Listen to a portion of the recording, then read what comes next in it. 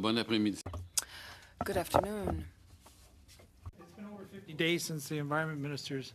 We've been waiting for the environment minister to submit his expenses from Dubai. I don't know if you've heard anything yet. Was that a motion? Okay. Expenses from Dubai. I have not heard anything, but there's staff here, so I think we've taken note. He requested it, and he said he would submit it during testimony. I'll leave it to his staff to follow up. Okay, thank you. Alors, bon après-midi. Bon.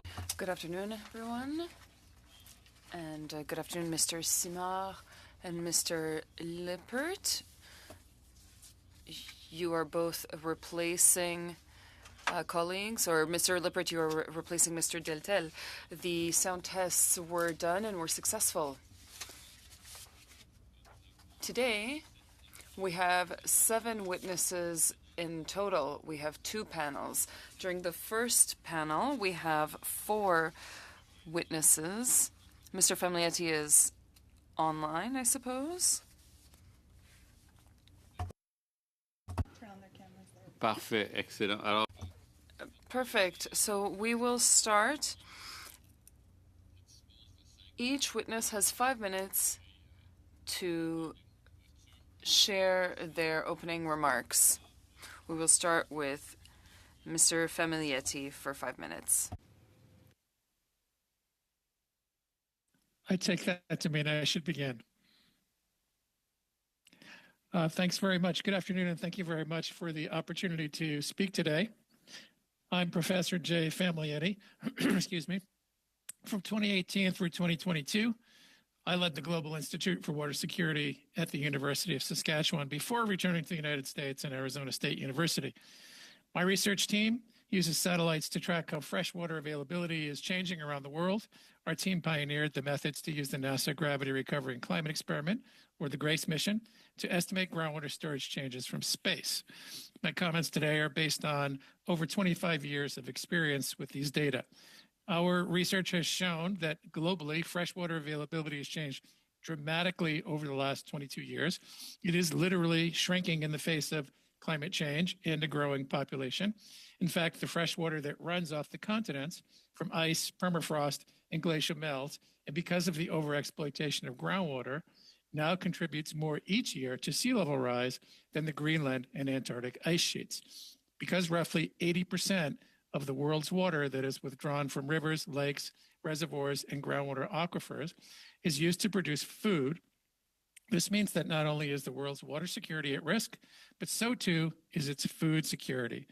In graphics submitted in the written draft of this statement is a satellite-based map of trends in freshwater availability. The map is the major outcome of our research and of NASA's GRACE mission. Some of its key features are a broad global pattern of high and low latitude areas getting wetter and mid-latitude areas getting drier. The map is dotted with hotspots for water insecurity, for too little or too much water. These are places where over the past 2 decades, glaciers are melting, or where flooding has been increasing, or that have been experiencing more prolonged drought, or where groundwater is being rapidly depleted. A second graphic highlights the world's major aquifer systems and shows that over half are past sustainability tipping points due to overexploitation. Groundwater provides nearly half of the irrigation water that fuels food production, and even more in times of drought. However, a profound lack of groundwater management around the world has allowed massive overpumping to continue unabated. And this map just shows the major aquifers. A very recent study shows that thousands of smaller aquifers are also being depleted. Both my work and the recent study show that in some places, like California's Central Valley, the rates of depletion are accelerating. Canada is not immune to these changes in freshwater storage. With its rapidly rising temperatures, its glaciers are quickly disappearing, and its permafrost is melting. Over the last 2 decades, flood and drought frequency are on the rise. Moreover, Canada is no stranger to groundwater depletion. It is now even happening in my old home province of Saskatchewan. A third graphic shows that most of Canada's river basins have been losing water for the last 2 decades. Averaging all the wetting and drying regions across Canada yields a net negative. Canada, like many nations in this warming world, has been losing water for the last 20 years. If there's good news today, it's that Canada has everything it needs, excuse me, to prepare for a more variable water future, including threats to its groundwater and implications for increasing fire severity and food production. I was proud to have led a group of dedicated researchers at USask who continue to work with Canada's government agencies, scores of stakeholders, and Indigenous communities to help chart a path towards a water and food secure nation. Conversations around integrated river basin planning and the need for national scale flood, groundwater, and water availability forecasting continue. These dialogues should be encouraged and supported. There remains a need, however, for inclusive and just groundwater governance and management. Changing surface water availability means that groundwater, which already supplies about 1/3 of Canada's drinking water, will become increasingly called upon to fill emerging gaps in surface water availability. Protection of Canada's groundwater supply is paramount as a buffer against drought, for climate adaptation and resilience, and for sustainable food production. Canada currently has an opportunity to include groundwater issues in the modernization of the Canada Water Act and into the activities of the Canada Water Agency. I urge you to plan for a future in which Canada continues to thaw and dry, and in which changing surface water availability will place increasing demands on its precious groundwater resources. Thank you. Merci, Dr. Famiglietti. On parle... Thank you, Dr. Famiglietti. Now on to Professor Marie Larocque for 5 minutes. Hello, and thank you for giving me the opportunity to speak to you today. I do so as a professor at the University at UQAM, a groundwater specialist and a holder of the Water and Land Conservation Research Chair. I also do so as president of the Quebec Groundwater Network, whose mission is to mobilize scientific knowledge. Today, I'd like to make 3 observations about groundwater and suggest 3 courses of action. First of all, groundwater is still relatively unknown as a resource in Quebec and Canada and elsewhere in the world. In recent years, however, significant progress has been made in this field, notably in Quebec, where the provincial government has invested major sums in groundwater mapping since 2009, which is exceptional work. In Canada, groundwater is used for drinking, water supply, industry, agriculture, and ecosystems who use groundwater. And it's very important to point that out because it's not often we talk about it. We know that the volumes are significant, but that they are renewed in sometimes contrasting ways from one region to another, and that they are not evenly distributed over the territory. We also know that groundwater is subject to numerous pressures, such as increased pumping, urban sprawl, agricultural intensification, and climate change. These pressures can lead to drops in groundwater levels, the drying up of watercourses and wetlands in summer, or a decline in groundwater quality. We're only just beginning to quantify these impacts and their effects on human uses of groundwater and on ecosystems. Secondly, groundwater is generally closely connected to rivers, lakes, and wetlands. Interactions between groundwater and surface water are crucial in many respects, not least in sustaining natural environments by creating habitats for many species, but they are rarely taken into account. While it is important to protect the banks of a river or the immediate surroundings as well, of a well, this is often not enough to ensure the sustainability of the resource or habitat, as groundwater often comes from far away. The areas where groundwater infiltrates upstream of watersheds and wetlands and forest massifs must also be protected to enable the renewal of the resource, the maintenance of groundwater levels, and the natural attenuation of pollutants. We still understand relatively little about these connections and the resulting feedback. It is clear, however, that integrated management on the scale of territories such as watersheds increases the resilience of all water resources. Third, groundwater flows very slowly and can remain underground for periods ranging from a few years to several thousands of years. Groundwater pumped today may have been infiltrated a very long time ago, and the pressures imposed may be felt for very long periods in the future. Groundwater has the the particularity of being indirectly exposed to anthropogenic pressures and climatic hazards that occur at the surface. For this reason, impacts are often delayed in time, may occur downstream of pressures, and are sometimes difficult to measure in the short term and may take decades to subside. Networks for monitoring groundwater levels and quality are still too sparse and too recent to enable a long-term vision. Despite all this, development for operating authorizations are generally based on short-term planning, which limits our ability to ensure the sustainability of the resource.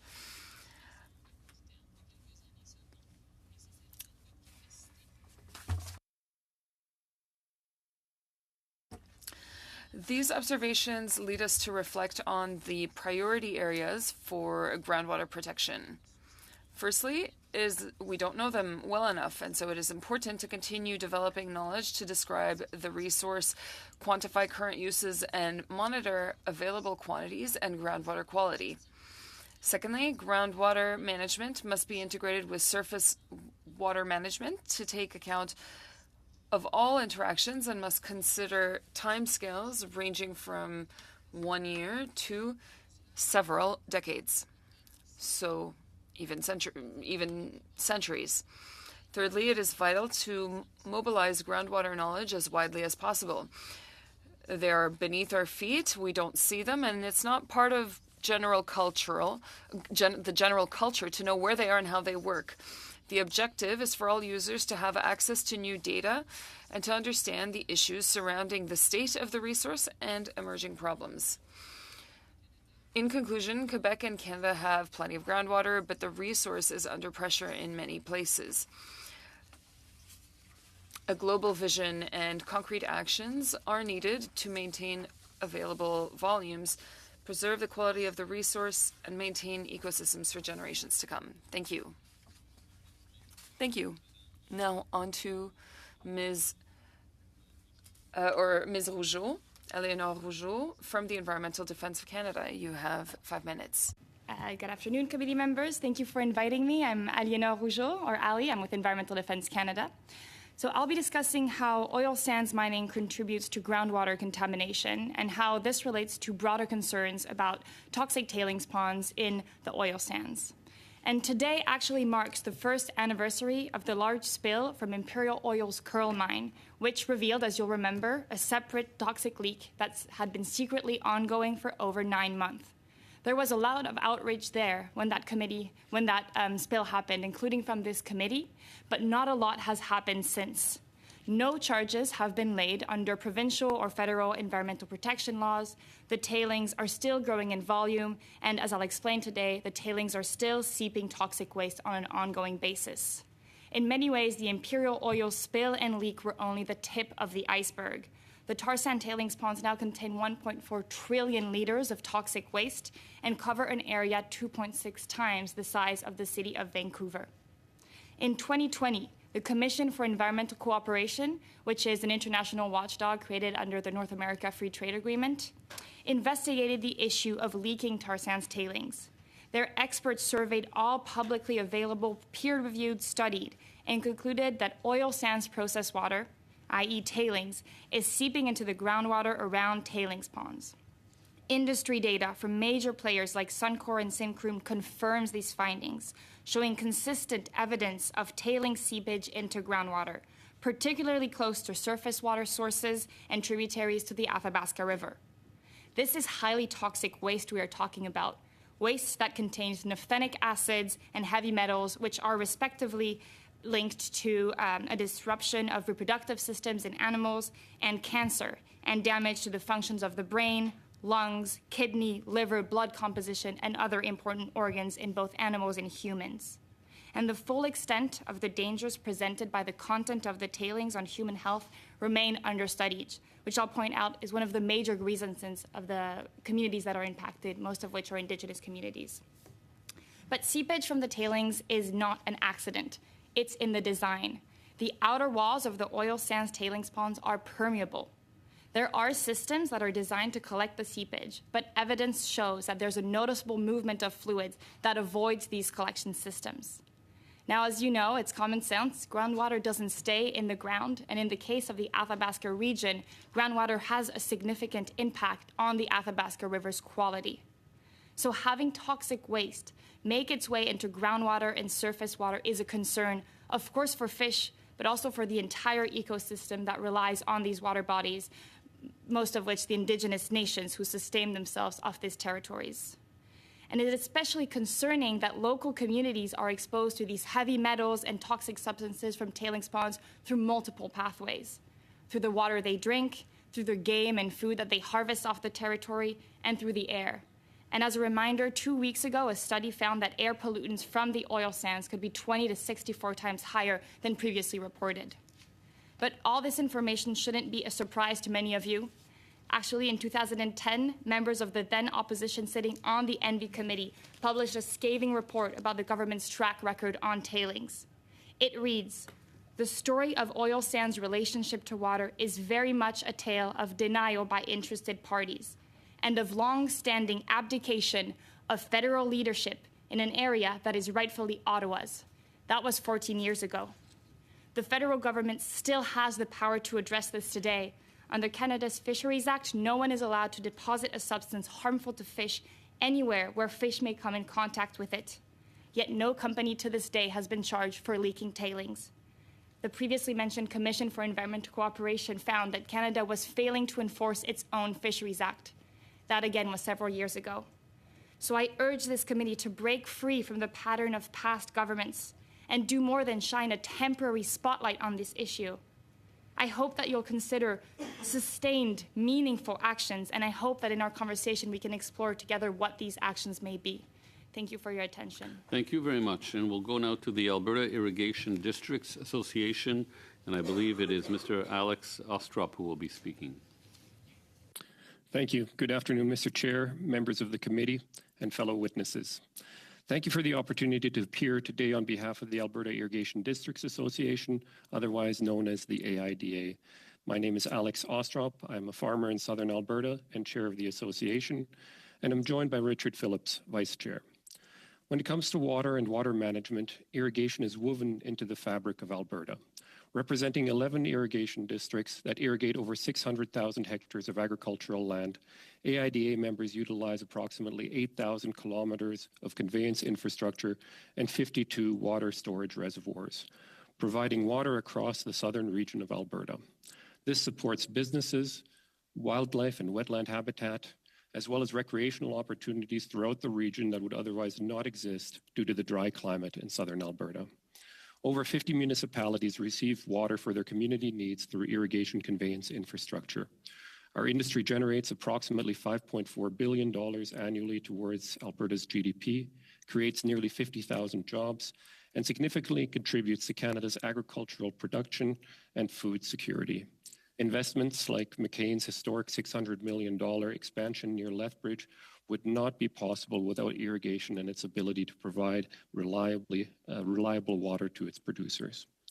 Given the increasing rise and severity of extreme climatic events in Canada, particularly impacting flood and drought patterns, irrigation and its related water management activities are an increasingly vital tool for ensuring agricultural and community resiliency through monitoring, predicting, conserving, and overall distribution of this important resource. Reservoirs are used as a key climate change adaptation and mitigation measure to protect and control water supply of high variability. Every day, we see the importance of collaboration, coordination, and proactive planning between all partners when it comes to water management in southern Alberta, as well as the innovative practices that the agricultural sector is continuously at the forefront of. We also see the risks of inaction and the hardships that producers, businesses, and communities face if sustainable water management and infrastructure are not prioritized. We see multiple opportunities for irrigation to be scoped into government policy, planning, and programming. Our primary recommendations are the following. 1, government should recognize irrigation for its environmental and climate change adaptation benefits and implement policy that encourages rather than inhibits its development and maintenance. 2, The Canada Water Agency must work with non-apparent industries, as well as work within the unique regional considerations of water management and water issues of the provinces. A regional office in Lethbridge can support meaningful inclusion and direct consultation with partners on mutual issues and interests. 3, Canada must bolster its regulatory competitiveness by funding research for new agricultural management products. It can also strengthen the consideration of existing approvals and data within comparative and trusted jurisdictions when evaluating applications. This includes treatment options to address aquatic invasive species and aquatic weeds. It is important that Canada's water stakeholders and stewards have access to the most effective and up-to-date tools and products to address issues specific to their region in order to avoid detrimental impacts to water systems and countless people that rely on them. 4, continue to invest in irrigation infrastructure.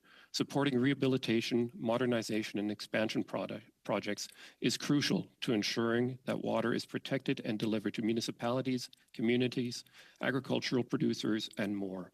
Every $1 invested into Alberta's irrigation districts has provided 350% return in revenue.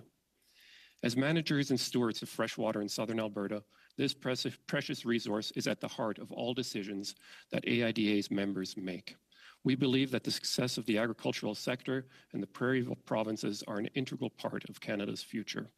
The irrigation industry is vital to advancing sustainable freshwater solutions. Canada is in the position to develop the infrastructure, research, and programs necessary to protect and future-proof its freshwater resources and must do so before water scarcity impacts the country's agricultural industries, businesses, food security, biodiversity, municipalities and communities, and ultimately all Canadians. Thank you for your time, and we look forward to answering the questions that you may have. Thank you very much, and I'm looking forward to a very interesting round of questions and answers. We'll start with Mr. Leslie for 6. Yes. I just like, when I get the floor, I'd like to speak. Oh, okay. Mr. Leslie now? Yep. Yeah, okay. Go ahead, Mr. Leslie.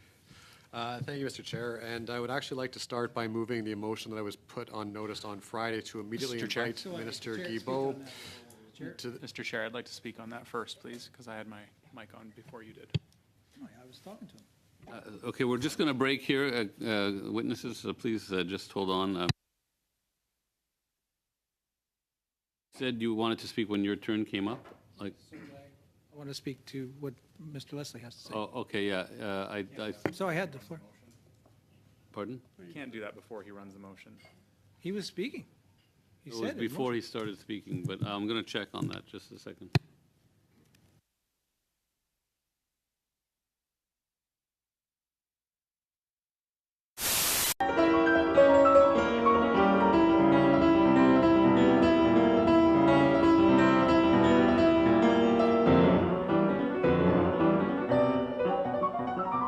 Leslie, Mr. Mazier. Yes. Just, are you saying Mr. Mazier spoke before him and then he's going to? No, we're gonna. What happened was Mr. Mazier raised his hand right away, and said he wanted to speak. And then when his turn came up, basically. And it was a bit of a strange formulation of the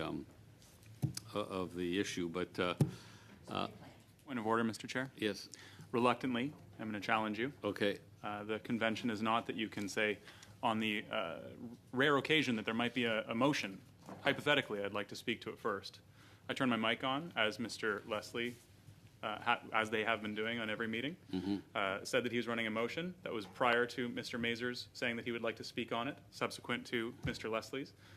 So I'm challenging you, and Okay. that should go to a vote. okay. So can we do the vote?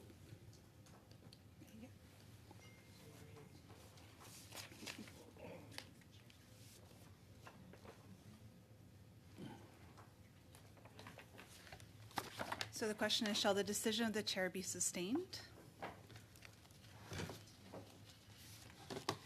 Mr. Ali? Nope. Madame Chatel? And Mr. Longfield? No. Ms. Taylor-Roy? No. Mr. Van Couverdin? No. Mr. Lightpert? Yes. Mr. Krim? Yes. Mr. Leslie? Yes. Mr. Mazer? Yes. Mrs. Small? No. And Ms. Collins? No. Okay, so we'll go to Mr. Leslie, then Mr. Van Koeverden, and then Mr. Mazer, I guess. Thank you, Mr. Chair. I would like to start by moving the motion that I put on notice on Friday to immediately invite Minister Guilbeault to this committee to determine if there was a breach of our parliamentary privilege. And before my Liberal colleagues bemoan the fact that conservatives raise issues that you don't like, let me state that there is plenty of evidence to suggest that the Minister of the Environment either misled this committee or is hiding the names of senators who he personally lobbied to gut Bill C-234. And I would say, regardless of your partisan stripe, it is incumbent to us as MPs to safeguard our privileges that have been fought for and must be defended as part of our Westminster tradition. It is essential that we have proper functioning of this institution and that we be given timely access and accurate information from ministers when requested by a committee. And C-234, as an aside, is a critical piece of legislation that any member of parliament that has farmers in his riding, the rural MP from Milton, should be supportive of this legislation, just as members from across party lines were, because it is an important piece of legislation, but not just for farmers, for all Canadians, to help alleviate the continuously rising prices of food. And what the legislation would do would exempt grain farmers from paying the carbon tax on propane and natural gas to dry their grain, and livestock farmers from the same carbon tax to heat or cool their livestock barns.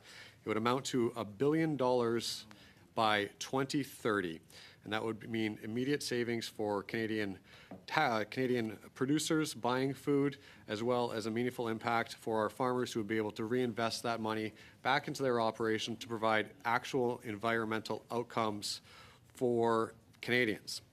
Now, this legislation is supported by all national ag groups, and it made its way through Parliament, through the House of Commons, in a rather judicious manner for a private member's bill with the support of members from the Conservatives, the Bloc Québécois, the NDP, even some Liberals, and even the Green Party, recognizing that it is a good piece of legislation to fix a flaw in the fact that farmers simply cannot transition to a different fuel source when it comes to those specific activities. So it is simply punishing farmers for something that they have no choice but to do, and encouraging higher prices at the grocery store for Canadians. Now, following the rather swift passage through the House of Commons, when it got to the Senate Committee of Agriculture and Forestry, there was clearly some political gamesmanship that began being played. There was a number of amendments intended to gut the bill there, to delay the bill. Thankfully, they were voted down by the larger chamber of sober second thought, the Senate, later on. However, over time, for unknown reasons, that vote count chipped away as procedurally senators brought forward the exact same amendments over and over again, repeatedly trying to disrupt and destroy this legislation that would save farmers $1 billion. Now, those incremental vote losses ultimately leading to changes with it sent it back to the House of Commons that has led to no man's land, meaning that this legislation, without the government support, may never get passed because there is simply no precedent for it, has been an extreme frustration to Canadian farmers, and it became political when this government decided that certain Canadians deserved a break on the carbon tax on their home heating oil, at the same time that farmers were being denied what was a clear, good policy to prevent $1 billion leaving their pockets. But specifically to the motion that I am moving now, when Minister Guilbeault appeared before this committee on December 14th, he was asked by my Conservative colleague Dan Mazer if he had spoken to any senators about Bill C-234. And in response, the minister said, and I quote, "I had conversations with 5 or 6 senators," end quote. Now, the reason that we knew to ask this is because he had publicly declared previously that he had spoken to senators about this. In a CTV article from November 14th of 2023, he was quoted as saying he had discussions with half a dozen, quote, senators in the last couple of weeks to express his government's opposition to the legislation. And in a CBC article from November 28th of that year, the minister said he had spoken with about 6 senators to explain the government's position. So on 3 separate occasions, he has said 5 or 6 senators, including when he spoke before this very committee in this very room. And it took 49 days from that appearance for the minister, who had promised to get back to my colleague with the names of the senators that he had called up about Bill C-234, did we actually receive them. 49 days seems like an awful long time to remember somewhere between apparently 3 or 6 names. And the thing is, you'd expect that he would have come forward with those 5 or 6 names that he'd said previously in the media and to our committee that he had spoken with. But for some reason, there was only 3 names on that list. It seems awfully odd that he guessed up and then came back and realized, oh, I'd only talked to half of those senators. Something seems amiss. So from this, we can only conclude that he either provided false testimony when he appeared as a witness before this committee, or he provided false information when providing the names of the senators lobbied to gut Bill C-234. In either event, the minister misled this committee. And I believe that we must invite him to appear immediately before the committee for 1 hour to sort out the discrepancy of the information that he provided and decide if it must be reported back to the House. And without the minister's appearance to answer questions, it is impossible for the committee to determine if he has shown contempt before this committee. And on the face of it, it clearly appears that he did, which should trouble every member here regardless of your political stripe. Now, successive speakers have clearly set out 3 conditions that must be demonstrated in order to arrive at a finding of contempt through misleading statements or information. First, the statement needs to be misleading. Second, the member making the statement has to know that it was incorrect when made. And finally, it needs to be proven that the member intended to mislead the House by making the statement. And on the first point, it was clearly a misleading statement or a misleading written response, one of those 2. And there was no denying that. And on the second point, if the minister did intentionally mislead the committee, he would have known that his statement was incorrect when made on December 14th. And at no time did he try to reconcile his written response with the testimony that he provided to this committee. And on the third point, we do not know if he intended to mislead the committee, so therefore we must investigate. Only Minister Guilbeault, not his legion across the way, can provide any clarity on this issue. And we know that he has faced considerable pressure to gut Bill C-234. And he even put his own reputation on the line by stating, and I quote, "As long as I'm the Environment Minister, there will be no more exemptions to carbon pricing," end quote. And this is, of course, in the aftermath of a decision to lift the carbon tax on home heating oil for 3% of Canadians. He had the motive to do everything in his power to stop our Conservative-led bill that was supported across partisan lines in the House of Commons, the duly elected House of Commons, on this bill to exempt farmers from the carbon tax. And there is no question to me that Minister Guilbeault has misled this committee. The question is whether he intended to do so. And while I know certain members across the way enjoy running, I implore them not to run away from this matter. Because if they do, I think it will speak volumes of how deep the rot has got in this government. It is time for an investigation, Mr. Speaker. I encourage all of my colleagues of all political stripes to support the motion to bring the minister to clarify whether or not he misled this committee. We'll go to Mr. Vancouver then. Thank you, Mr. Chair. You know, first I'd like to apologize to our witnesses. This has become a trend, unfortunately. This happens at almost every meeting. Experts travel here or appear on their own time via Zoom to help us study how we can better protect freshwater in Canada, and these Conservatives obstruct it, using this committee as their personal soapbox. You guys have phones. You guys have the ability to make a video. Do it on your own time. This is pathetic. It's a pathetic waste of the time of people who are generous enough to come to this committee for these meetings. We'll have time for another study after the freshwater study is concluded, and it'll be a democratic process, and this committee will determine what to study next.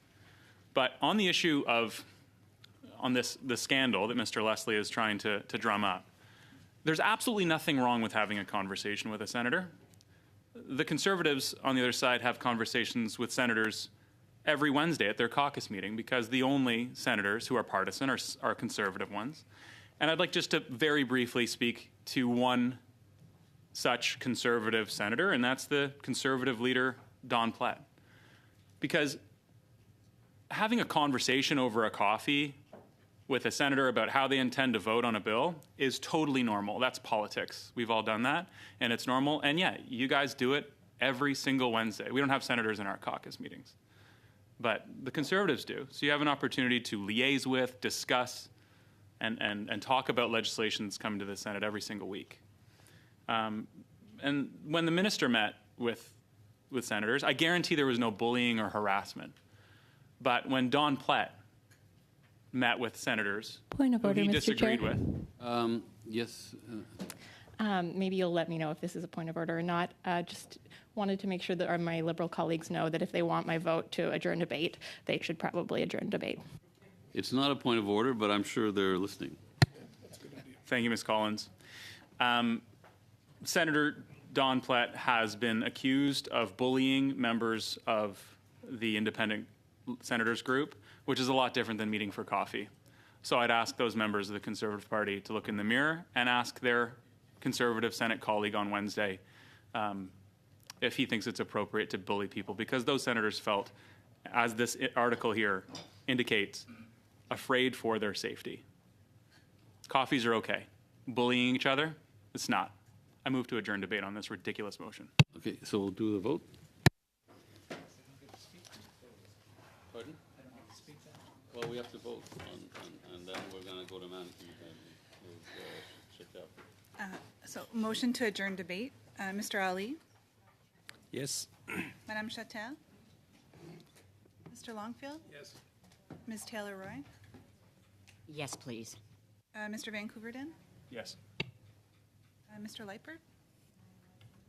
No. Mr. Cram? Opposed. Mr. Leslie? Nope. Mr. Mazer? Opposed. Mrs. Simall? Wait. Ms. Collins? Yes. Okay. So thank you. We'll go now to Ms. Chatel for 6 minutes. Merci beaucoup, Monsieur le Président. Écoutez ma question. Thank you, Mr. Chair. I'm going to start with Mr. Famiglietti. You mentioned earlier in your opening remarks that food security is important. That's something that is particularly important to me.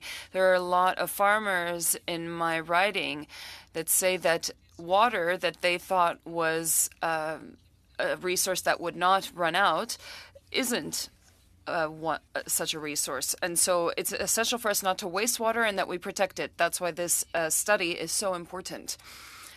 Mr. Famiglietti, we do have farmers and we also have other people who use these resources and these groundwater resources.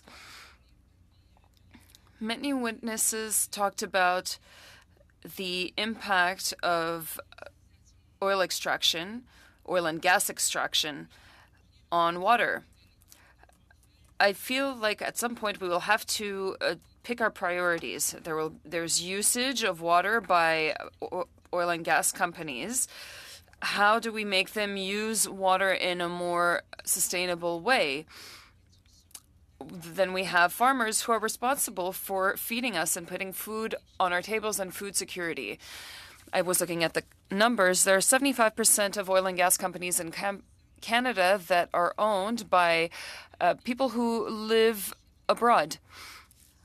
4.7 million barrels of oil just in 2022 were exported to the United States. How do you prioritize the usage of water in such a context? Is that an issue? Thank you for the question. I really appreciate the opportunity to share some thoughts on this with you. When I think of water security, I think of having enough water to do all the things that we want to do, and that could be a city, it could be a province, it could be the whole country. And those things are things that you just talked about: water for people, water for the environment, water to produce food, water for economic growth, water to produce energy.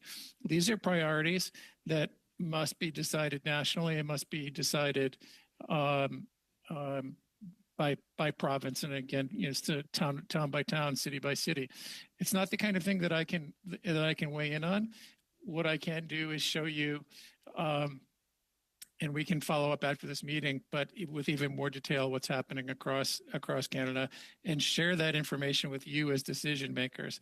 My experience in looking around the world at the disappearance of groundwater is one that really points to a need for joint surface and groundwater management, and for using groundwater far more efficiently.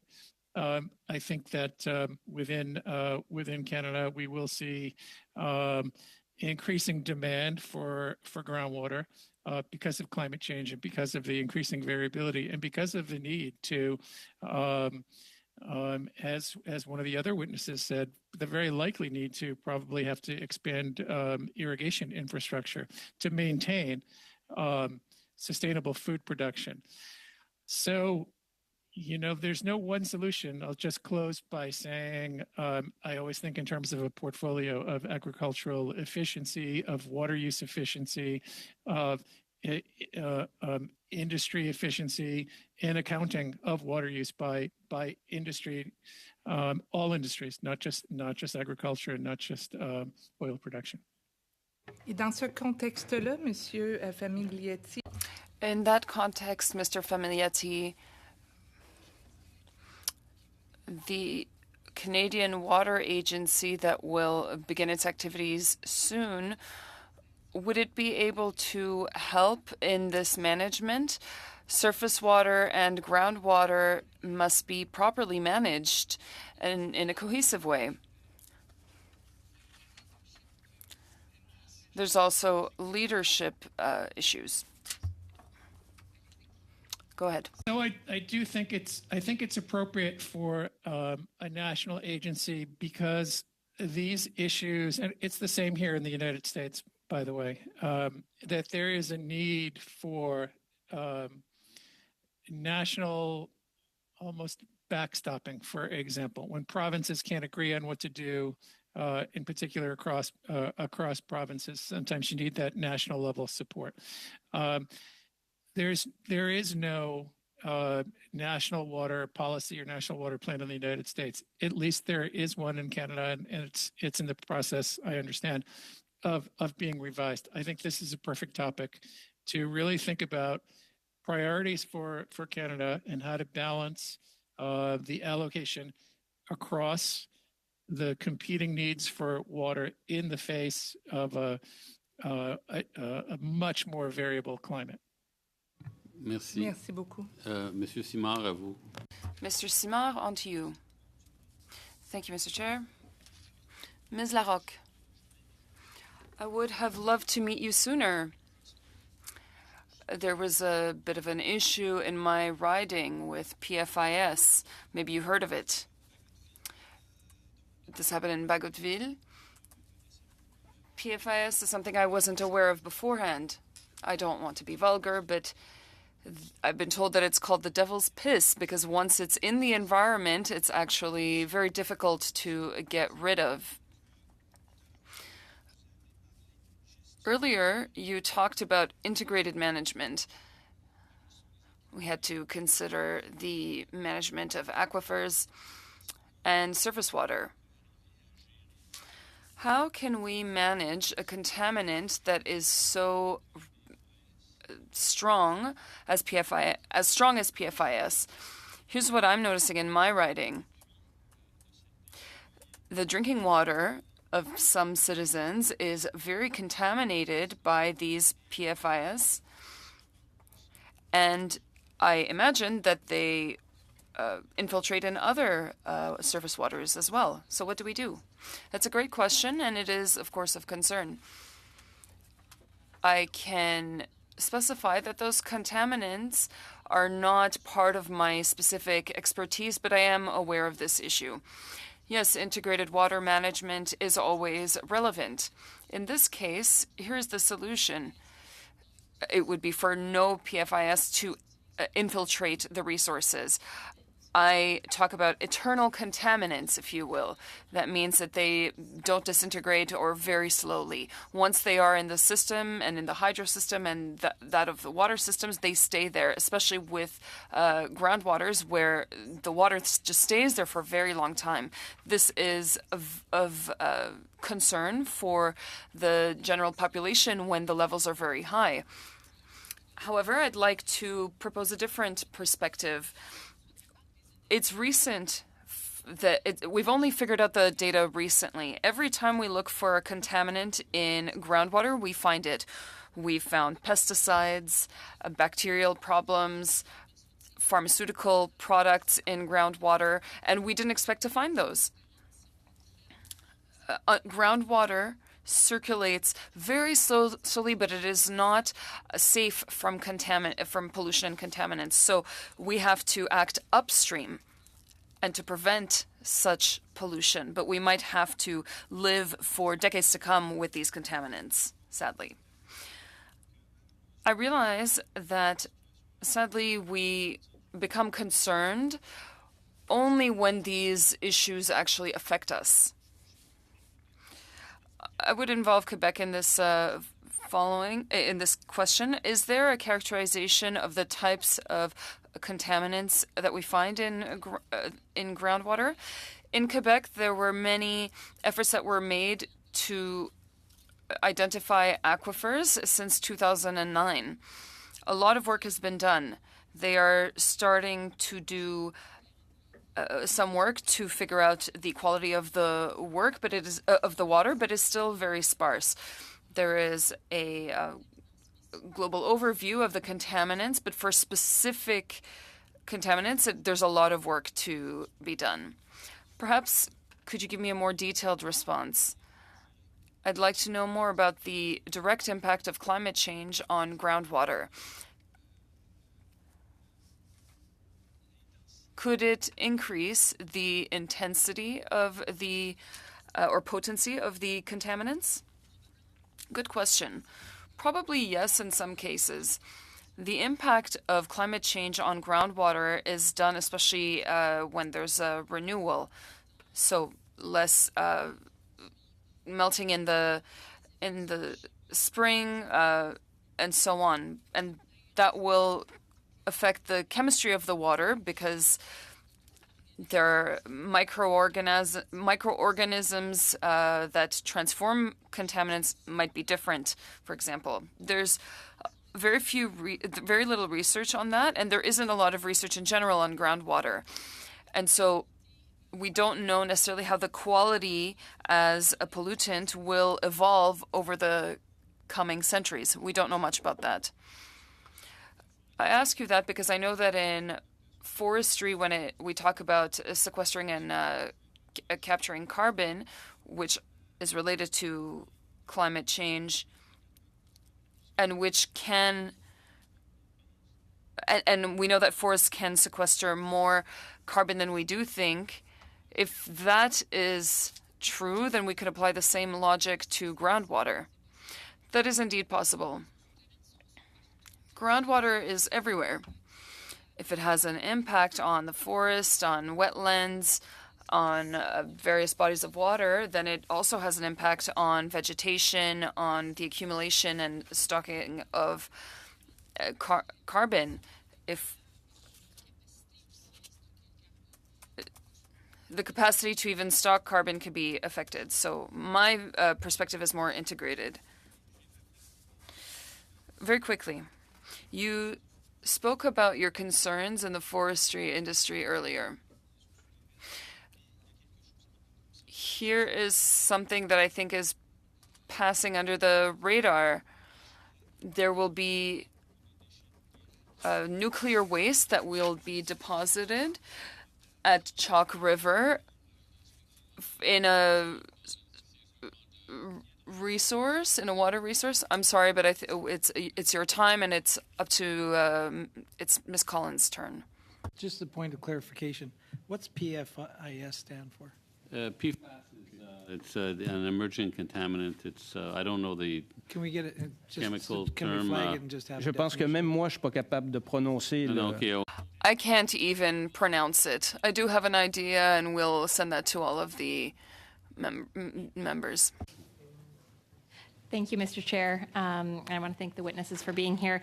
Mr. Rougeau, first to you, I want to thank you for highlighting the fact that it has been 1 year since the Curl Tailings Ponds leak became public. And scientists and experts have been talking about for decades the impact of the tailings ponds. You held up that report from 14 years ago where, when the Liberals were in opposition, they published this report and they seemed to understand the need to regulate big polluters. But they've been in government for 8 years now. So how would you characterize their action or inaction on this file? And what do you see as the tools that government has to ensure that we're protecting the environment and protecting human health from the impacts of the tailings ponds? I think what we've observed over, decades, and we being the environmental movement and Indigenous communities impacted and experts, is that across governments, and whether it's also federal and provincial governments, we see this inability, I think, or this lack of desire to actually get deep into using its tools. I think there is a tendency to look away because these are powerful companies that we know lobby hard in order to not be regulated. However, the federal government has, two readily available tools that are squarely in its jurisdiction, which could really improve the situation when it comes to the tailings. The first one is the Fisheries Act, which I mentioned earlier. It is prohibited to deposit substances that are said to be deleterious to fish in waters that contain fish or that could contain fish or enter into bodies that could enter fish. Right now, a key barrier in enforcing this Fisheries Act, we are told, is a lack of federal information when it comes to the contaminants. However, the Environment Minister hasn't been using all the tools that they could under the Fisheries Act to get more information. So some of these could be bilateral agreements with the Indigenous nations who live on these territories, who are there already and monitor it for their own purposes, bilateral agreements to share responsibilities when it comes to monitoring, reporting, and enforcing. That would be one way. Companies also conduct a lot of their own monitoring and studies. The Environment Minister absolutely has the power to request those documents, those internal documents that are being done, in order to see if there would be information there helpful to enforcing the Fisheries Act. And then the last one is more frequent inspections. In 2019, the Auditor General pointed out that metal mines get inspected about every 1.5 years on average. Oil sands mines, it's 2.5 years on average. So we see that there's no proactive monitoring by the federal government there. So it's way harder to find a violation of the Fisheries Act if you're not looking whether there's any violation taking place.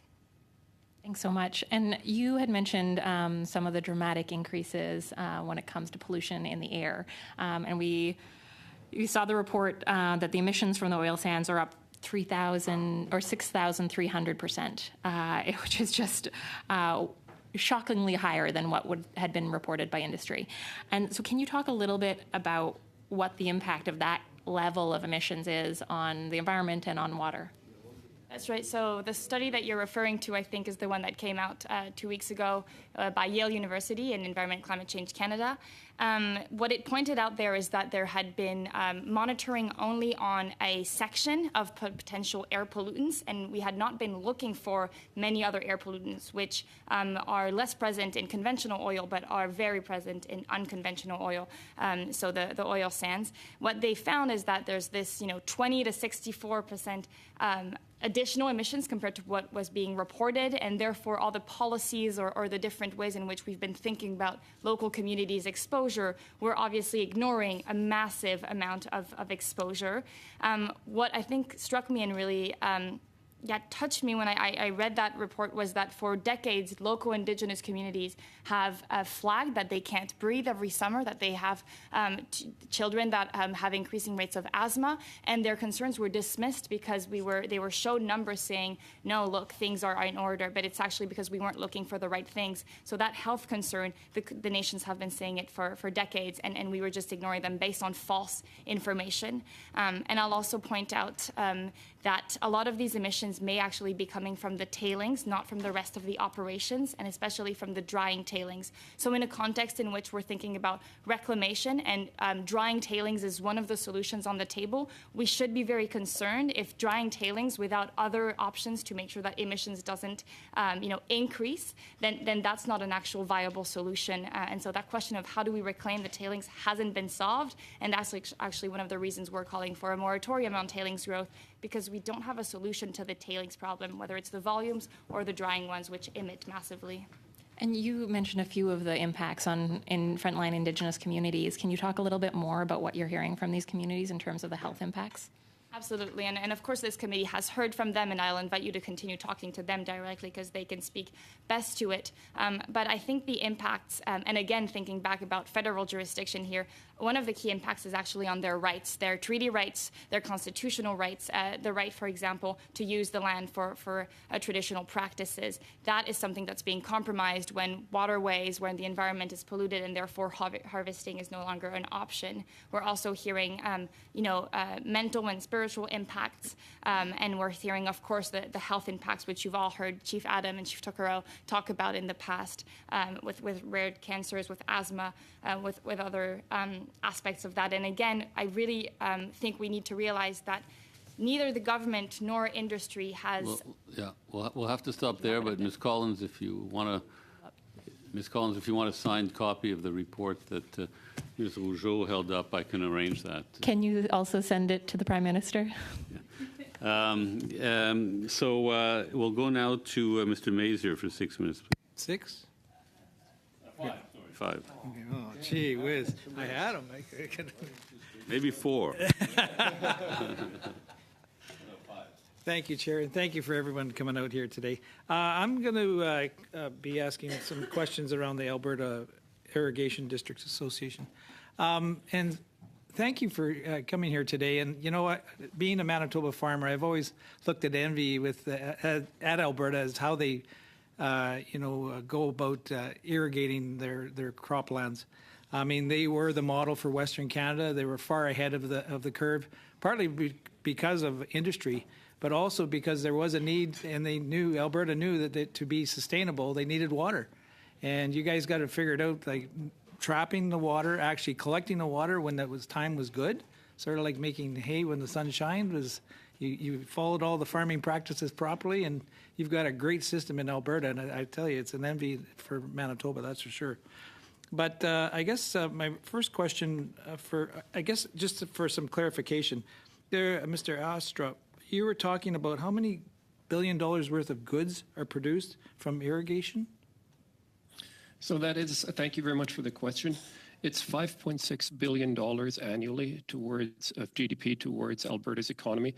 And what's interesting is that it seems like irrigation is really punching above its weight, because if we look at overall agricultural land, irrigation is only on 4.5% of the agricultural land, and yet it produces close to 30% of the agri-product GDP. So the efficiency and the value of that land that is irrigated is disproportionate to agriculture in the rest of the province. Well, that's pretty amazing, and would it actually add value so those farmers that actually they would be able to produce more food at the end of the day because they have the access to the water. So well done on that. I guess, Mr. Phillips, was the Alberta Irrigation Districts Association consulted on the Canada Water Agency? And if so, what recommendations did you give the government? We were involved in discussions about the Canada Water Agency. We did provide a submittal with recommendations on our thoughts of what the Canada Water Agency should and should not do, respecting provincial jurisdiction, of course, but there's many things that the Canada Water Agency could do effectively.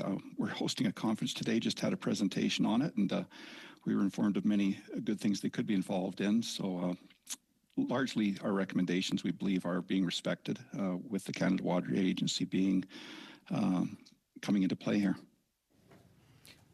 So you mentioned about provincial jurisdictions, and you've been reassured. Believe me, you're probably the first in Canada that it's been talk like this, especially in the rural areas when it comes to food production. So can you expand what you learned today? I mean, is it where did you have the most concerns, especially when it came over provincial jurisdiction? I guess that'd be the best question. Well, I think our concern simply is that, water varies tremendously across this huge nation of ours. So there's no one-size-fits-all solution for many things. Some things within provincial jurisdiction, allocation of water within a province's boundaries need to remain within that province. The way in which they license or allocate water, that's a provincial matter. When you get to transboundary issues, then there potentially is a role for federal government to play. As we were informed by our speaker today from the Canada Water Agency, largely looking at areas of mutual concern across provincial boundaries, because there's some things that, ought to stay within a province. There's other things where there certainly could be a role for a federal agency to deal with it. Okay, good. I really liked you were talking about risks of inaction, if not to prioritize. And I wonder if you can expand on those. And adaptation really is the key to food production. I mean, I don't know a farmer out there. We only have 100, 110 days at max to produce a crop, take it off, and put it away in a safe place so we can market for the rest of the year. It's truly a remarkable modern day type of model we do here in Canada every year. So what happens if we don't address the water worries and we put in too many implications like that? Can you just maybe expand on those risks of inaction? Yeah, thank you again for that question. So 15 seconds. We've done a tremendous job. We've done a tremendous job at increasing efficiency. We're literally irrigating twice as many acres with less overall water diversion as we did in the 1970s. But as Mr. Famiglietti stated, we have a role to play in the variability. We need to be able to store water when it comes, because climate change will result in greater climate variability. We'll go to Mr. Ali now for 5 minutes. Thank you, Chair. Thank you to all witnesses for appearing before the committee and sharing your knowledge and experience. My first question is for Professors Famiglietti and Professor Larocque. The federal government is currently working to stand up an independent Canada Water Agency with legislation currently in the House. What do you think the agency's priorities should be as it builds capacity and starts to advance its work? Shall I jump in first? So thank you for the question. I think we've sort of touched on some of these issues in the course of our discussions this afternoon. I think it's imperative that the nation understand how we do these allocations amongst all the issues, all the things that we need water for. And again, that's for humans, that's for environment, that's for energy production, food production, and economic growth. So guidance there, I think, is very important. I think there's a real role in ensuring that each province has adequate flood protection. I think there's a role there in ensuring that each province has adequate water quality protection and adequate groundwater protection. There are further issues that came up earlier with respect to transboundary issues, so there's a clear role for a water agency there. But I just want to draw a parallel to what's happening in the United States, and that is, and take California, for example. California is running out of groundwater, and the reason it is because it grows food for the entire nation. But yet within the United States, that Californian water security is viewed as a California problem, even though it grows food for the entire nation. So when we look at our food-producing regions in Canada, I think we need to make sure that if we want to keep those food-producing regions there, that they have adequate water supply, and that may require national level, I don't know if we call it oversight or policy or planning, but those are just some examples. Great, thanks. Professor Larocque, you want to add something? Oui, merci pour la question. Yes, thank you for the question. Many provinces are making big efforts to understand their water resources and to implement integrated water management bodies. So there are a lot of efforts made there. I do think that the Canada Water Agency can have a role with regards to integrating the data and making the information accessible, as well as transferring the knowledge that often doesn't always happen from project to project and from province to province. The agency might have a role of being an umbrella organization in order to make the data accessible clearly and to share best practices. As Mr. Familiati already said, the agency could also help in the issues of transportation. Thank you again. My second question is also for Professors Familiati and Larocque.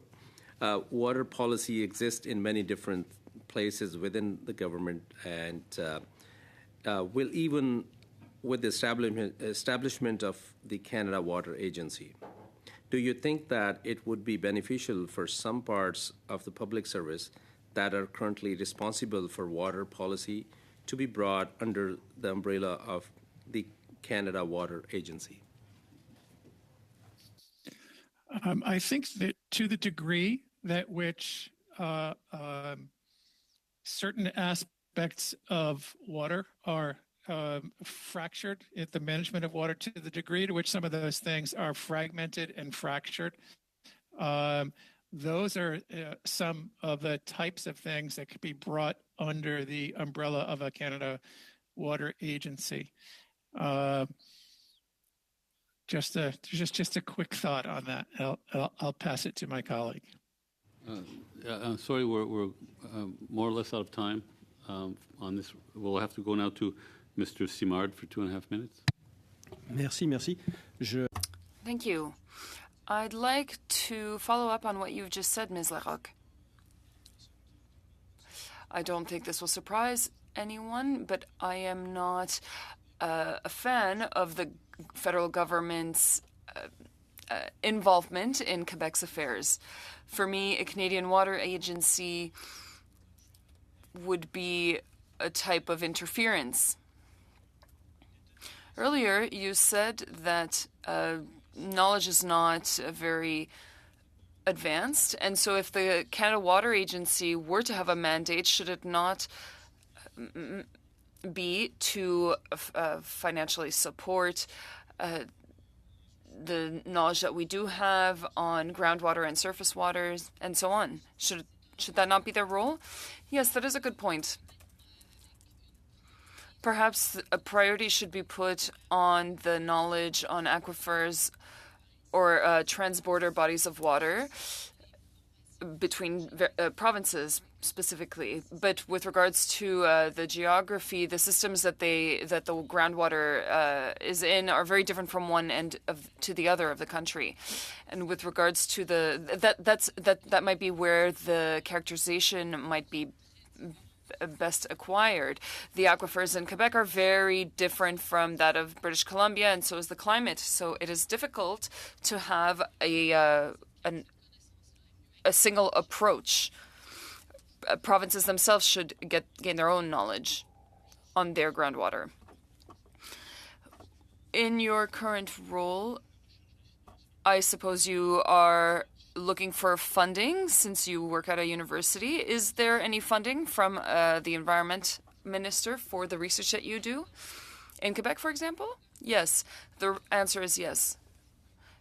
In Quebec, through the federal government, there's a lot less from the federal government. It's really crumbs. I'm not talking about research institutes here. No, I'm talking about the federal government's programs. There's very little funding for water. For the sake of our analysts, would that not be a good opportunity to have a policy for the Canadian Water Agency to have better funding for researchers who are studying these kinds of questions? Yes, but it's divided in a very specific way because, for example, in the Saguenay, we already know what's going on there.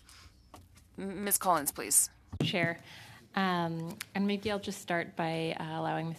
Rougeau to finish what you were saying. We got our time cut off. Sure, yeah. It was just a short thought. You were asking me about the health impacts or the impacts in general of the contamination I was describing on communities. And I wanted to point out that we've observed that there's been a really limited effort by both industry and governments, all levels of governments, to actually seriously quantify and characterize that impact. I think we have to ask ourselves honestly, whether it is because it's mostly indigenous communities that there has been repeatedly a comfort level with not knowing how much people are exposed to heavy metals that, again, have been tied to really serious health impact. So I just wanted to point that out in terms of weighing that absence of data, not as an absence of consequences, but perhaps a deliberate looking away because we don't really want to realize the truth.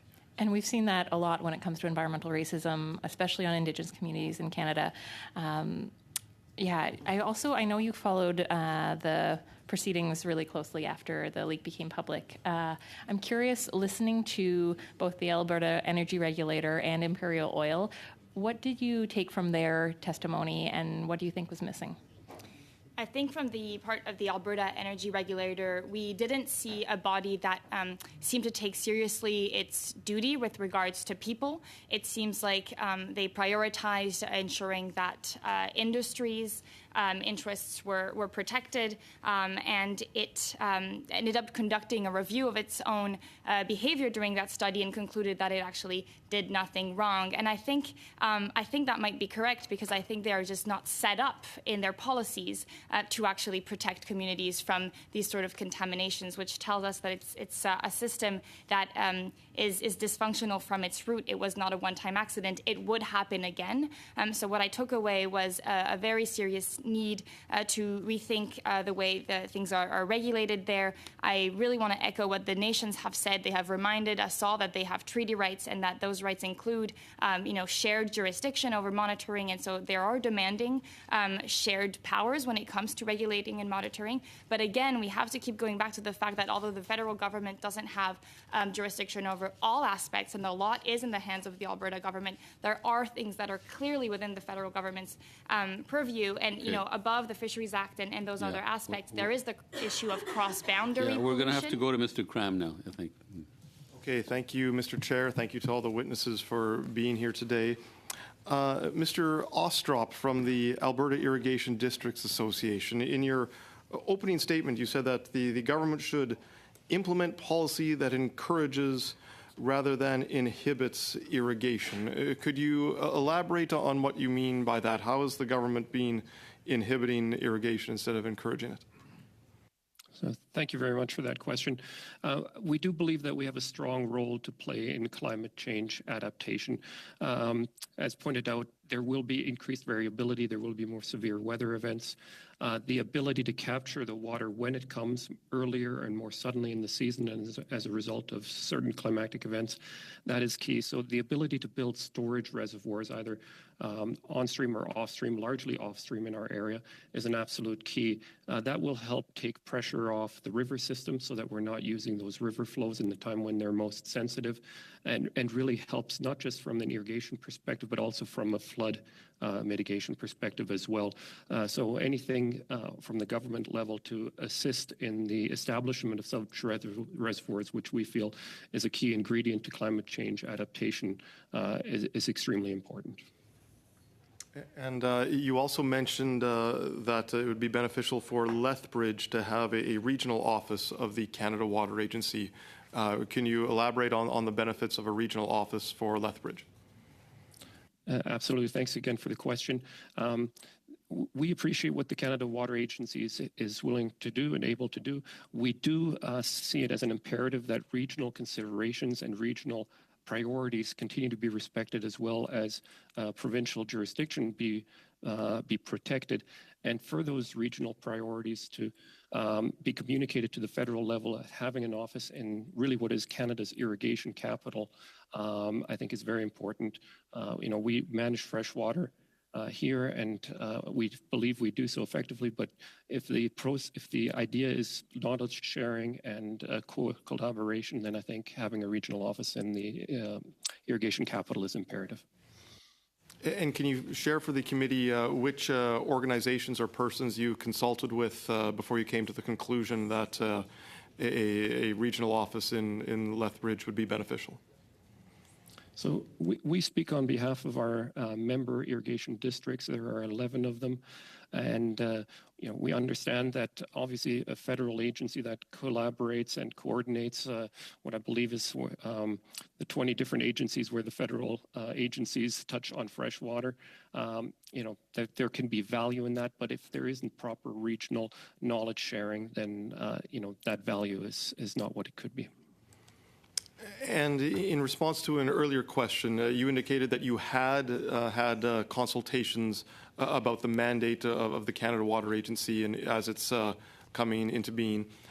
Can you share for the committee what was the request for a regional office in Lethbridge, one of the recommendations that you made at that time? Indeed, we have communicated. Sorry, thank you for the question. Indeed, we have communicated that as part of that collaboration process during the engagement process. And can you elaborate for the committee the regulatory approval process as it now stands for approving an irrigation project? Is it a major undertaking, the regulatory approval process? Is it a minor undertaking? Could you walk us through that process? Yeah, so there are several federal departments where we touch. One is DFO, and we speak with them with respect to how we maintain and operate our works, as well as how we run the water on and off season. We also touch, of course, with Environment and Climate Change Canada when it comes to any sort of environmental impact assessment of major works that we're doing.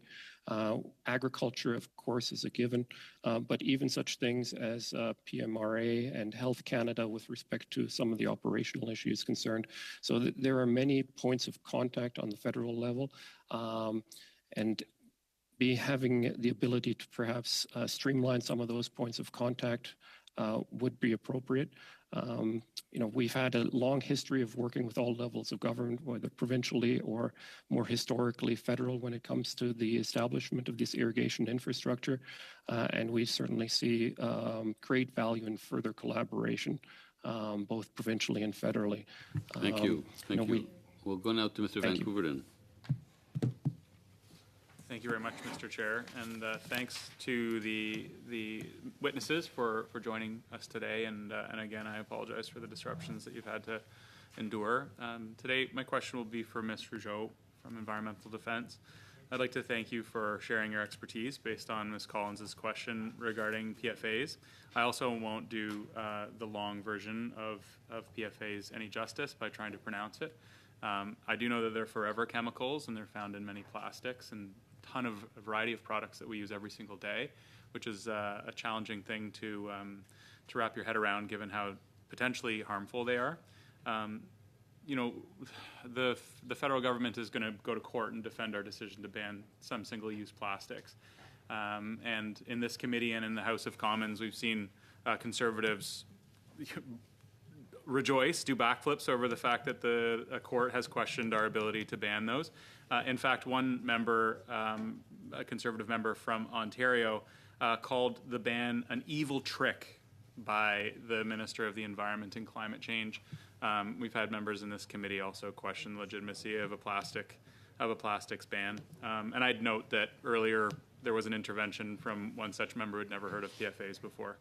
So before we go on to ridicule each other on the basis Which of... member did a backflip? Could we get clarity? That's not a point of order. I doubt you... Yeah, anyway. Moving on. Again, the government passed Bill S5, which for the first time has enshrined in the law a right to a healthy environment, which is a great step forward. There will be consultations opening on this over the next couple of days, along with separate consultations that will open regarding engaging Canadians on environmental justice and racism, which is important because I'm sure, as you're aware, and I apologize if you can't hear my questions over the noise from the other side, Canadians care about the environment, and pollution does not impact all Canadians equally, and in fact, disproportionately impacts communities that are poorer, that are racialized more than others. And PFAS are just one example of a pollutant where this can be observed. So I'd like to give you a chance to finish your answer to the question that Ms. Collins raised, but also just to ensure that we're all aware of this upcoming consultation, which will inform the government's approach on this matter.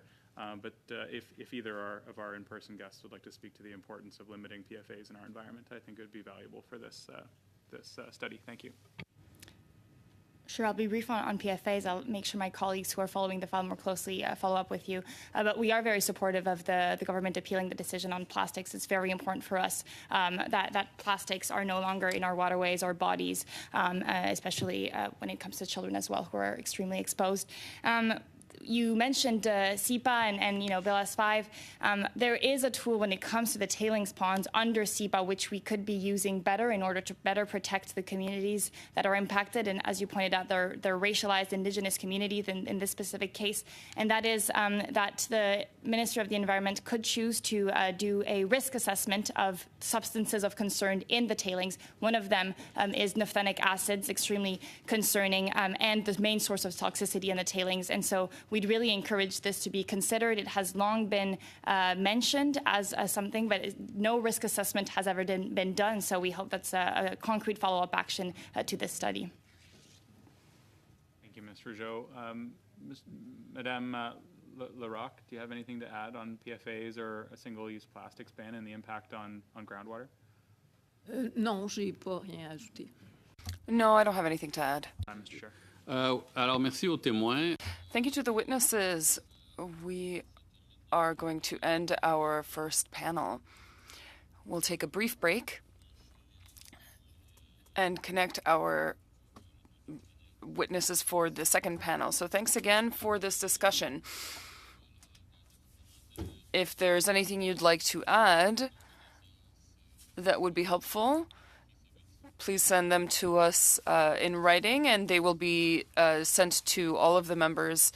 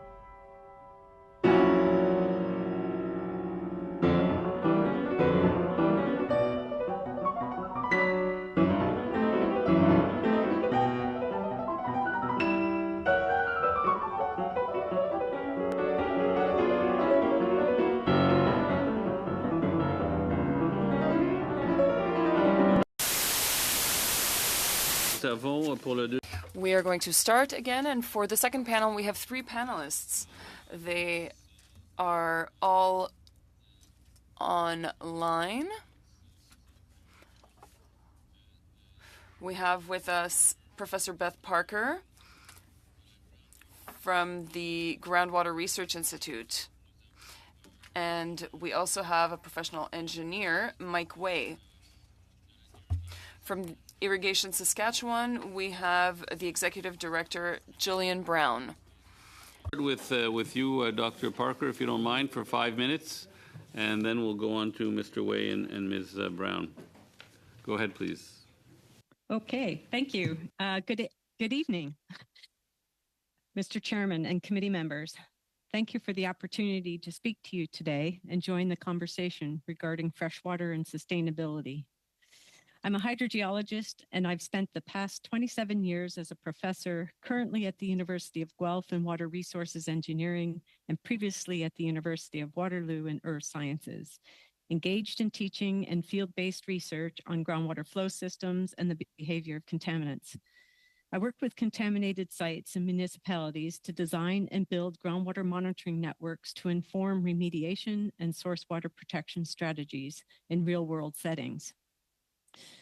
Groundwater constitutes 99% of the Earth's liquid fresh water and serves as an important link between atmosphere, soils, and surface water, and is key to freshwater resilience under climate change. Groundwater can buffer climate extremes and is therefore the most reliable source of fresh water for drinking water, sanitation, and agriculture. Freshwater and ecosystem sustainability is ultimately linked to both groundwater quantity and quality issues. It is commonly referenced that only 30% of Canadians rely directly on groundwater for water supply, including rural, remote, and Indigenous populations. However, 2/3 of surface water is sustained by groundwater discharge. Thus, when we account for the contribution of groundwater to surface water, groundwater is then responsible for 75% of domestic water supply in the Canadian context. So when we're thinking about fresh water, we should be talking about groundwater.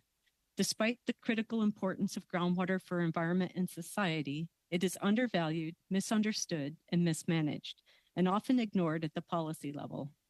The new Canada Water Agency is mandated to improve freshwater management in Canada.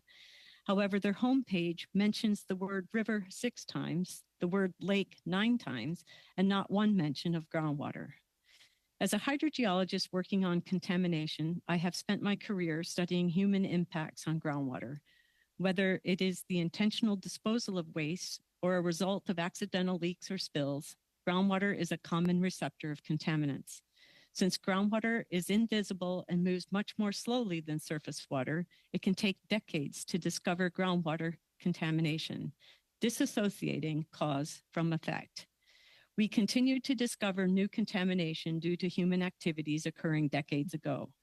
Recent examples include high nutrient loadings from groundwater discharge causing continual algal blooms in Lake Erie and Lake Simcoe, and the discoveries of PFAS and microplastics nearly everywhere. Since groundwater contamination is slow to remediate, adverse water quality impacts are persistent and cumulative. When the future livelihoods of Canadians at stake, what actions are needed to improve our relationship with groundwater and freshwater resources as a whole? Among other things, we must act now to increase publicly funded groundwater monitoring systems to holistically understand our shallow and deeper groundwater sheds. Current monitoring systems in Canada are inadequate in representing the dynamic character and the complexity of the hydrologic system, especially the groundwater component. Standard practice in groundwater characterization and monitoring is old-fashioned relative to the available technology. Advanced monitoring and modeling tools, many made in Canada, are commercially available, and yet they remain underused. Groundwater expertise in Canada is waning due to retirements and a lack of younger generations entering the profession to take over these leadership roles. Geoscience and water resource engineering programs at Canadian universities are underpopulated. We need increased investment in training new Canadian expertise and research. This gap in expertise is happening at a time when climate change, increasing demand for food and energy production, natural resource extraction are creating a global water crisis. Groundwater is at the very heart of this crisis. Our demands for fresh water are now reaching the limits of the natural system. Our commitment to changing our habits and improving water monitoring systems, especially groundwater, is needed to understand these limits and operate within them. Thank you. Thank you very much, Dr. Parker. We'll go to Mr. Way, please, for 5 minutes. Bon après-midi, mesdames et messieurs. Good afternoon, ladies and gentlemen. Speak to you today. All of my professional experience has been in British Columbia, where I live. So it's from that perspective that I speak to you. It wasn't until 2016 that BC began licensing groundwater use, decades after other Canadian jurisdictions. Historical investment in groundwater science, monitoring, has thus been minimal and insufficient to provide the scientific understanding needed to support the depth of decision-making required today. BC is in catch-up mode. Going forward, British Columbia faces enormous pressures in land and natural resource development, population growth, and the water needed to support that. But at the same time, BC needs to reconcile with Indigenous nations in unceded territory. BC will also suffer from year to year province-wide drought and limits to surface and groundwater supplies, and will need to address the significant lack of public confidence in how water is managed. All of the above will negatively impact sustainable development in British Columbia and in Canada. Licensing of groundwater use provides a legal framework as well as an opportunity to achieve environmental sustainability, economic prosperity, food security, and reconciliation with Indigenous nations. However, a significant and sustained investment, including investment from the Government of Canada, is needed to achieve this. The following are recommendations for your consideration.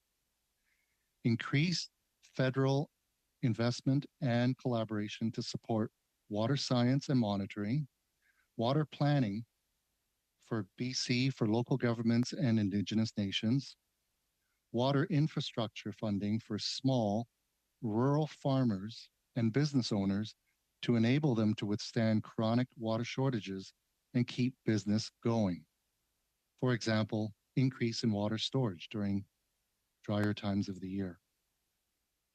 Water education initiatives in collaboration with other levels of government to help strengthen meaningful public participation in planning and decision-making processes. And improved working relationship between Canada and British Columbia in groundwater that recognizes the unique nature of BC's hydrogeology, water supply limits, legislation, and operating conditions. Strong and fearless leadership from Canada, as well as from BC, is required in this endeavor. Related to the last point, federal responsibility for water science and water infrastructure are scattered in different agencies and appears uncoordinated with provincial efforts. Reviewing ways to consolidate where it makes sense and to improve current methods of seeking meaningful provincial input and collaboration would help. I am convinced, based on my public service experience in BC, that when governments treat groundwater not just as a crisis issue, but more as a valuable resource, i.e. sustained priority, trust, reconciliation, and sustainable development will follow. If you want to discuss further, please don't hesitate to contact me or ask me questions. Merci beaucoup. Thank you very much, Mr. Way. I will go now to Ms. Brown for 5 minutes.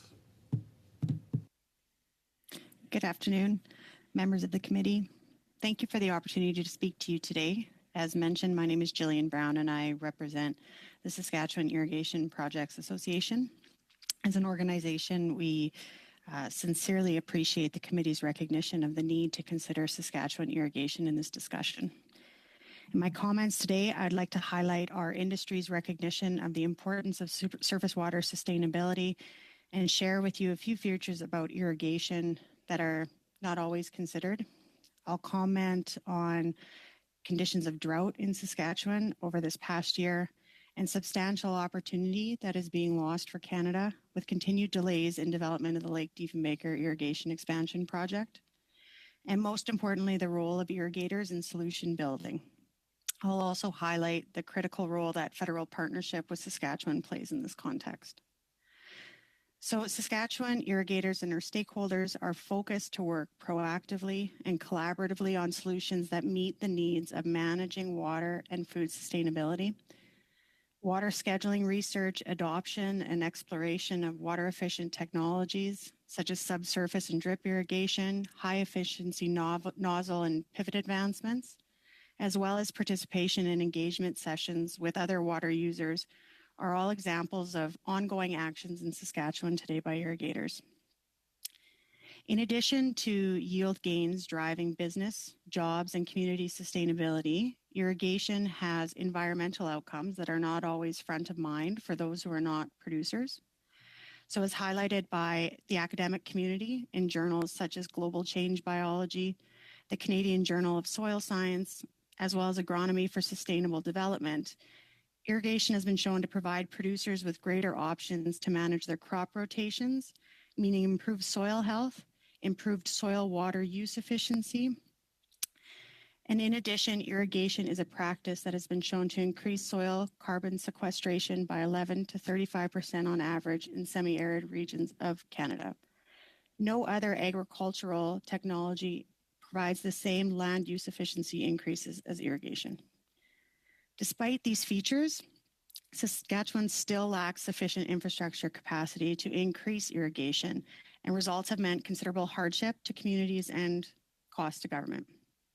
So in 2023 in Saskatchewan, there were more than 50 rural municipalities declaring states of emergency, agricultural emergency due to drought, which contributed to the nearly $2.5 billion in estimated crop insurance payouts for the year, which is, as you know, is a significant tax burden. A significant burden to the Canadian taxpayer.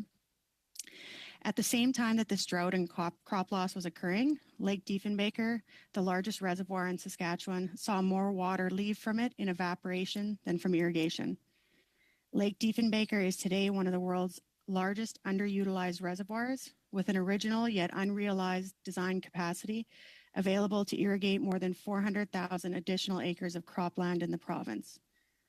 To provide context, even at full build-out, if every acre of the 400,000 potential acres were developed into irrigated land, this would take 4 feet of water off the top of the reservoir that has a mean depth of 22 meters. To see the potential of Lake Diefenbaker be reached and Canadians capture these gains requires provincial and federal cooperative leadership and vision that just hasn't been possible since the reservoir was filled in 1967. Progress on Lake Diefenbaker is a real opportunity to take environmentally sustainable action to support national food security. In conclusion, partnership between the federal and provincial governments to support irrigation development is vital for achieving both agricultural productivity and environmental and climate resiliency, both absolutely necessary for Canada. Saskatchewan currently has a vast amount of unutilized potential for solutions in this space, which offers monumental opportunity. Thank you for your time and consideration, and I am happy to take any questions or support further discussion. Thank you very much. We'll go now to Mr. Cram for 6 minutes. Okay, thank you, Mr. Chair. Thank you to all the witnesses for being here today. I think most of my questions will be for Ms. Brown of the Saskatchewan Irrigation Projects Association.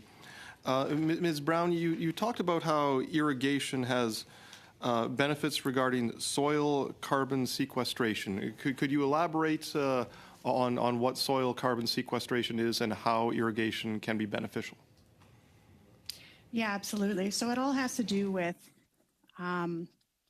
if you think about an additional yield that's added to a crop, as well as crop strength and crop residue, and the added benefits that this applies to soil health and the capacity for soil carbon sequestration. So these are all tied together. And are you aware of any federal or provincial government programs that are currently promoting this practice? In the sense of, I'm sorry, through the lens of soil carbon sequestration. That are promoting them in the sense of so that's sequestering more carbon in the soil is the explicit goal of any particular programs. Not that I'm aware of. I mean, that's kind of what I mentioned. It's not often something that we immediately think of when we think about irrigation, that there is an environmental aspect that should really be considered. Really, it comes down to the tools that our producers have in their toolkit to make the best decisions. And irrigation allows a producer to bring on the best crop rotation that's going to allow for him to maximize his soil health. Okay, so maybe I should put things this way. The different levels of government have all sorts of carbon emissions goals and carbon reduction goals. Is the sequestration of carbon in the soil, is that counted in any way in our climate change goals or emissions reductions targets that you're aware of? Not that I'm aware of. Do you know why that is not being done? I absolutely do not. Unfortunately, I don't know that I'm the best person to answer that question, not being a specialist in the agronomic component of this, as far as climate modeling and programming with regards to soil sequestration. Okay, so are there any other benefits from irrigation that may not be readily apparent that you could share with the committee?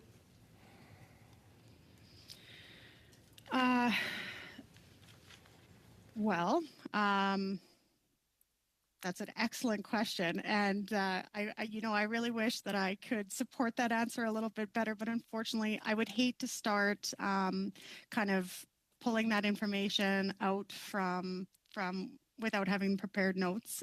It not being my area of specialty, but really the crop residue, soil quality, increased soil carbon, and operationalizing carbon sequestration as a recommended practice in the various agronomic journals are the ones that I would like to draw your most attention to. Okay, very good. Let's talk a bit more specifically about the Lake Diefenbaker irrigation project that you mentioned in your statement.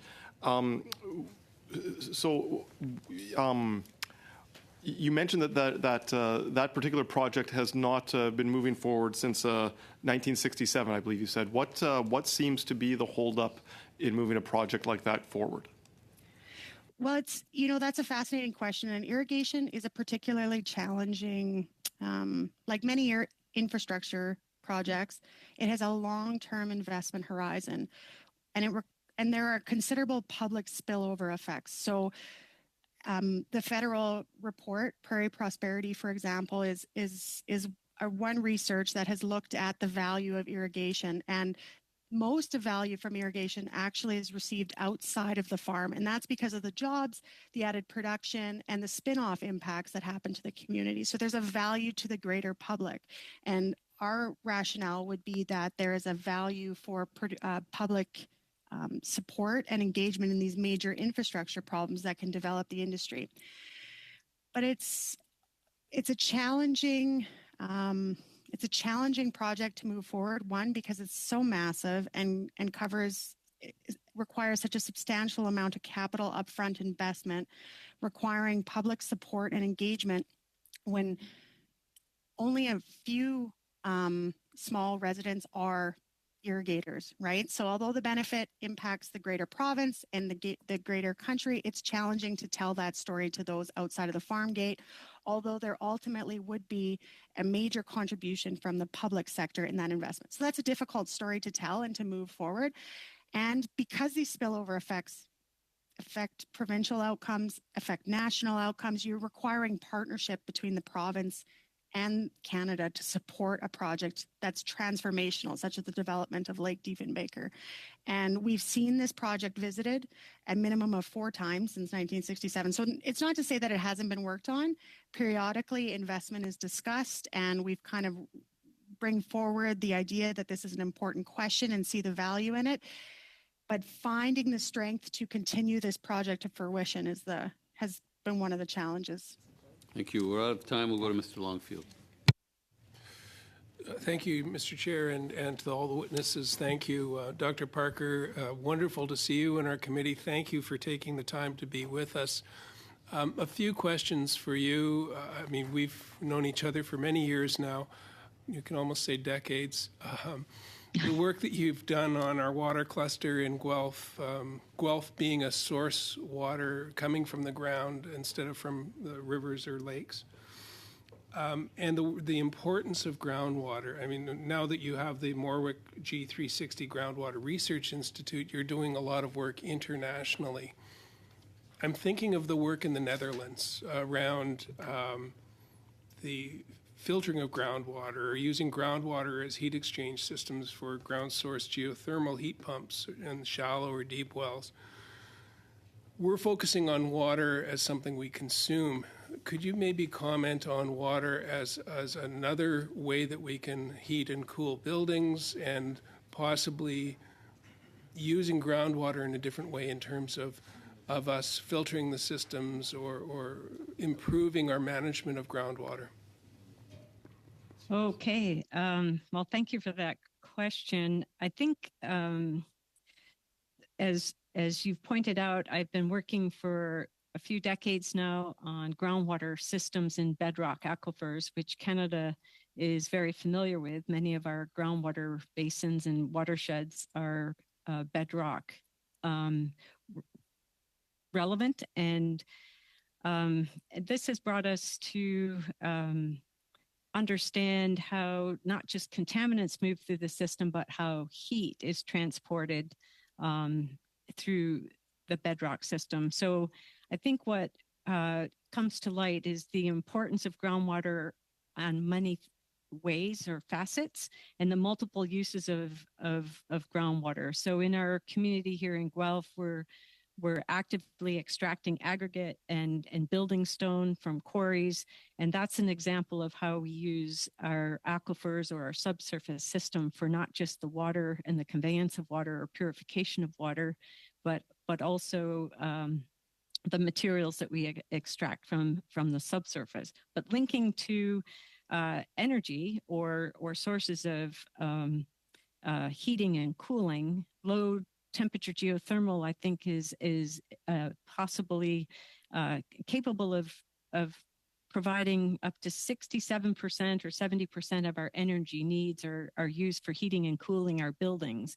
And so the concept of being able to essentially use the groundwater that's at a more or less constant temperature in the subsurface to support the heating in the winter and cooling in the summer is something that can be managed perhaps within a known volume of the subsurface, and be able to share that groundwater use for not just drinking water, but also offsetting some of our carbon footprint that we so desperately want to do. So it's a viable technology. It's being used in many places around the globe. And I guess what we might need to do is invest in infrastructure to know how we can optimize the use of our subsurface system for multiple purposes. Right, and thank you. And it's not just our subsurface system. I mean, we, under the surface, we connect across provinces and across territories and national boundaries, international. The work that's being done in Israel is something I saw, and one of the other witnesses mentioned the drip irrigation systems, and I saw those extensively used in Israel. I know we're using them in the wine industry and in apple orchards.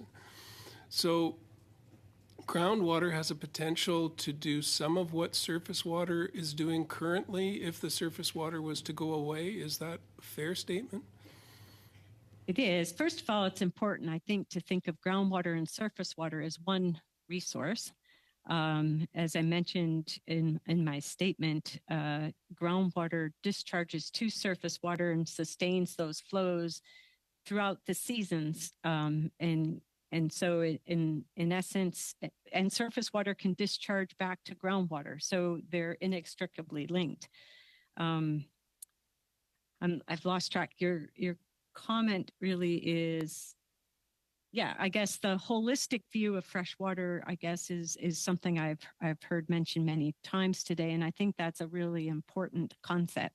And whether it's transboundary issues or how we need to share the uses of these freshwater resources for multiple applications in a viable society or healthy community, I think that's the important concept that I think we're hearing. So over thank and you. over again. I'm trying to sneak in a final question on the Canada Water Act. It hasn't been reviewed since or renewed since 1970. We have new understanding of water through groundwater, some of the research you're doing. We do have a national water policy that's under review. What about the Canada Water Act? Could you maybe encourage us? That's something we could encourage, maybe put in our report as a recommendation? We've got about 15 seconds. Okay, well, one of the things that I think we need to think about as human beings is our habits that perhaps have deleterious impacts to our water quality and quantity aspects. So I think that it's certainly something Thank that you. has to be kept fresh. Thank you very much. Thank you. Monsieur Simard. Je vais avoir une question pour Madame Parker qui, dans son introduction, I have a question for our witness Parker, who spoke about PFAS, but I'll circle back to another comment by my colleague, Mr. Vancouverden, who spoke about banning PFAS and other plastics. That's a good thing.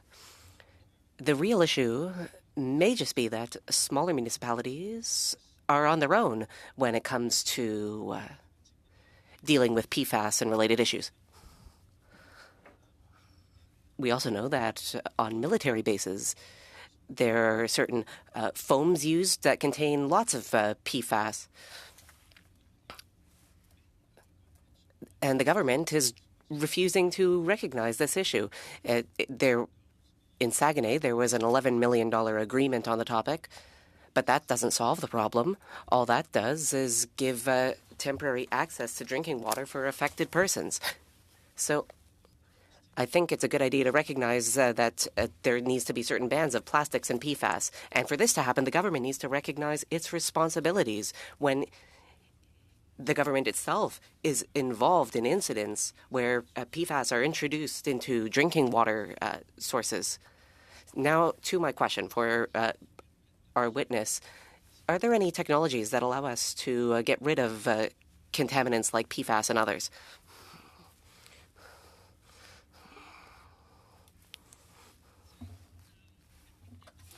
Myself? Yeah. Wait. Is that correct? Yes. Yes. Okay. Well, I'm not directly involved in. Well, I have a minimal amount of specific research going on with PFAS contaminants myself, and it's a relatively new contaminant. So I would say my entire discipline is on a very steep learning curve. The engineering colleagues that are focused on remediation are advancing several types of technologies for treatment. And from what I understand at conferences and so on, they're making excellent progress with water treatment technologies, above ground treatment.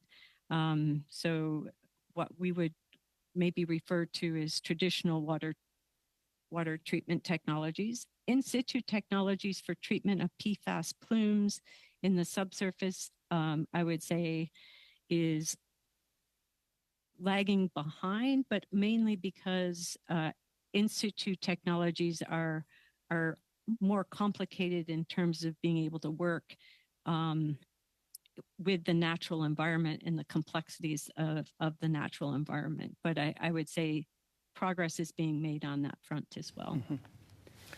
But I think the bigger issue too is preventing the contamination, because remediation is expensive and delayed and complicated. So I think what we're learning is ways perhaps in which we should be managing the use of those substances and trying to minimize or prevent them from getting into the natural environment.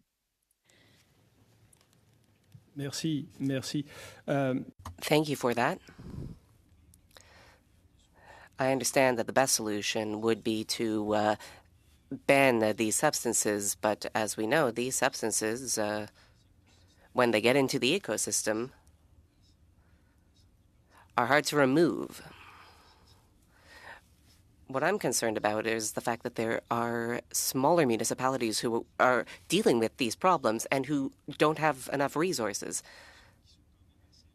I mean, the costs are quite extravagant if one is to decontaminate a drinking water source and get rid of the PFAS in that source. I was wondering if you could say a little bit about the costs associated with the technologies for PFAS decontamination.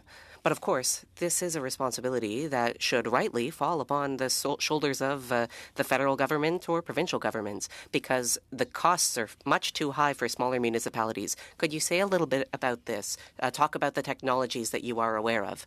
I know this might not be your specific field of expertise, but if you could say a little bit about the technologies that you are aware of that would carry out decontamination and what it might cost.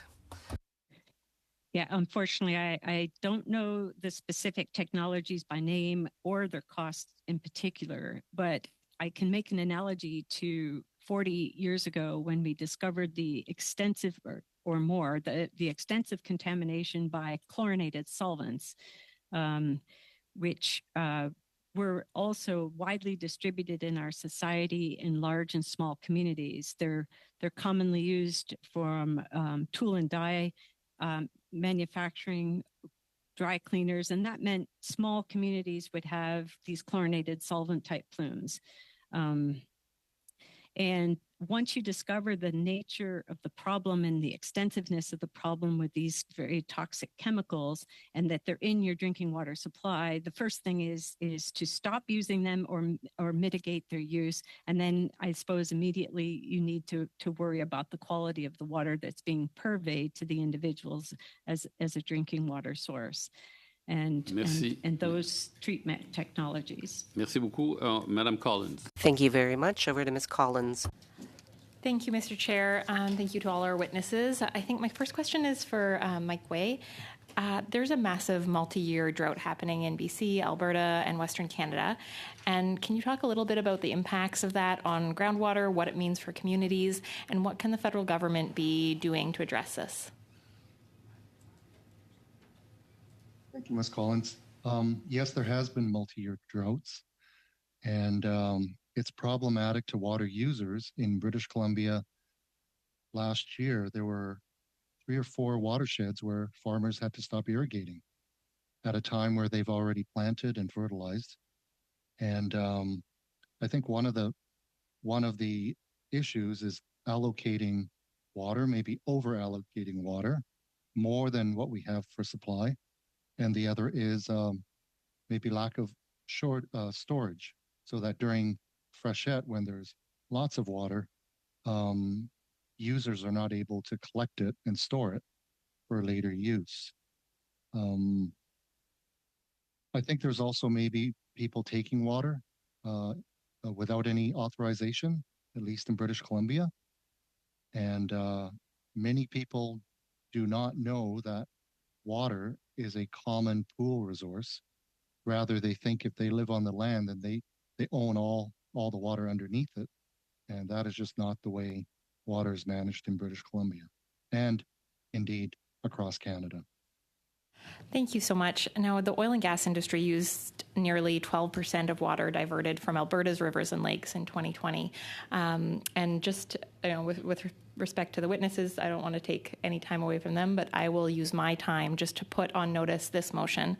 Given that the climate crisis is exacerbating drought conditions in Western Canada, Southern Alberta's agriculture sector is suffering economically from multi-year droughts with impacts to our food supply chains.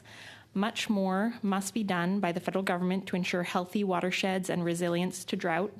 The oil and gas industry used nearly 12% of water diverted from Alberta's rivers and lakes in 2020. Droughts are likely to become more frequent and severe as global temperatures rise. The committee expressed its concerns over the continuous expansion of the oil and gas sector with seemingly no plans to scale down activity, and urges the federal government to do more to build drought resilience through watershed investments and phase out fossil fuels while transitioning workers to sustainable, unionized, and well-paying jobs. Just giving notice. Absolutely. Your hand is up. I don't know if that means you have a comment you want to make. Or? The little yellow hand is up. Yes. I didn't totally answer Ms. Collins' question. about where Canada would fit. And I think if Canada, through the Canada Water Agency or through other agency, is able to help British Columbia and other provinces build their capacity, and I think if you have provinces that are more capable, we will in return have a more capable Canada. So as a British Columbian, I am not so nervous about interference from the federal government. I think we're all part of a team if we look at it in the best sense of the word. And I think if Canada can help us, even when we're leading our role in water allocation and protecting water quality, I think if it was done in the right way, it would be of benefit to both the provinces, the territories, and the nation. Thank you so much. I also have a question for Ms. Baker. In your opinion, we heard from our witnesses in the previous session about the Currell tailings pond site, and it's been 1 year since that leak became public. Can you talk a little bit about when tailings ponds containment systems fail, how that affects groundwater, and what you see as some of the solutions?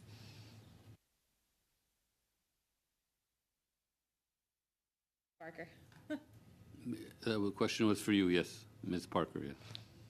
Dr. Parker, sorry. Thank you. Sorry.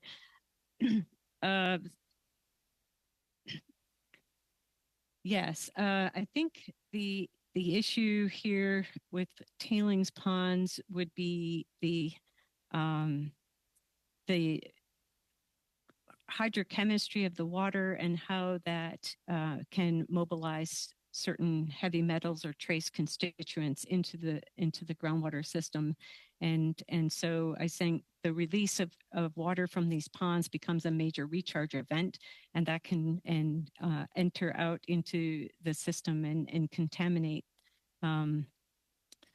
these freshwater systems and cause toxic effects, I suppose, to the ecosystem that is being impacted.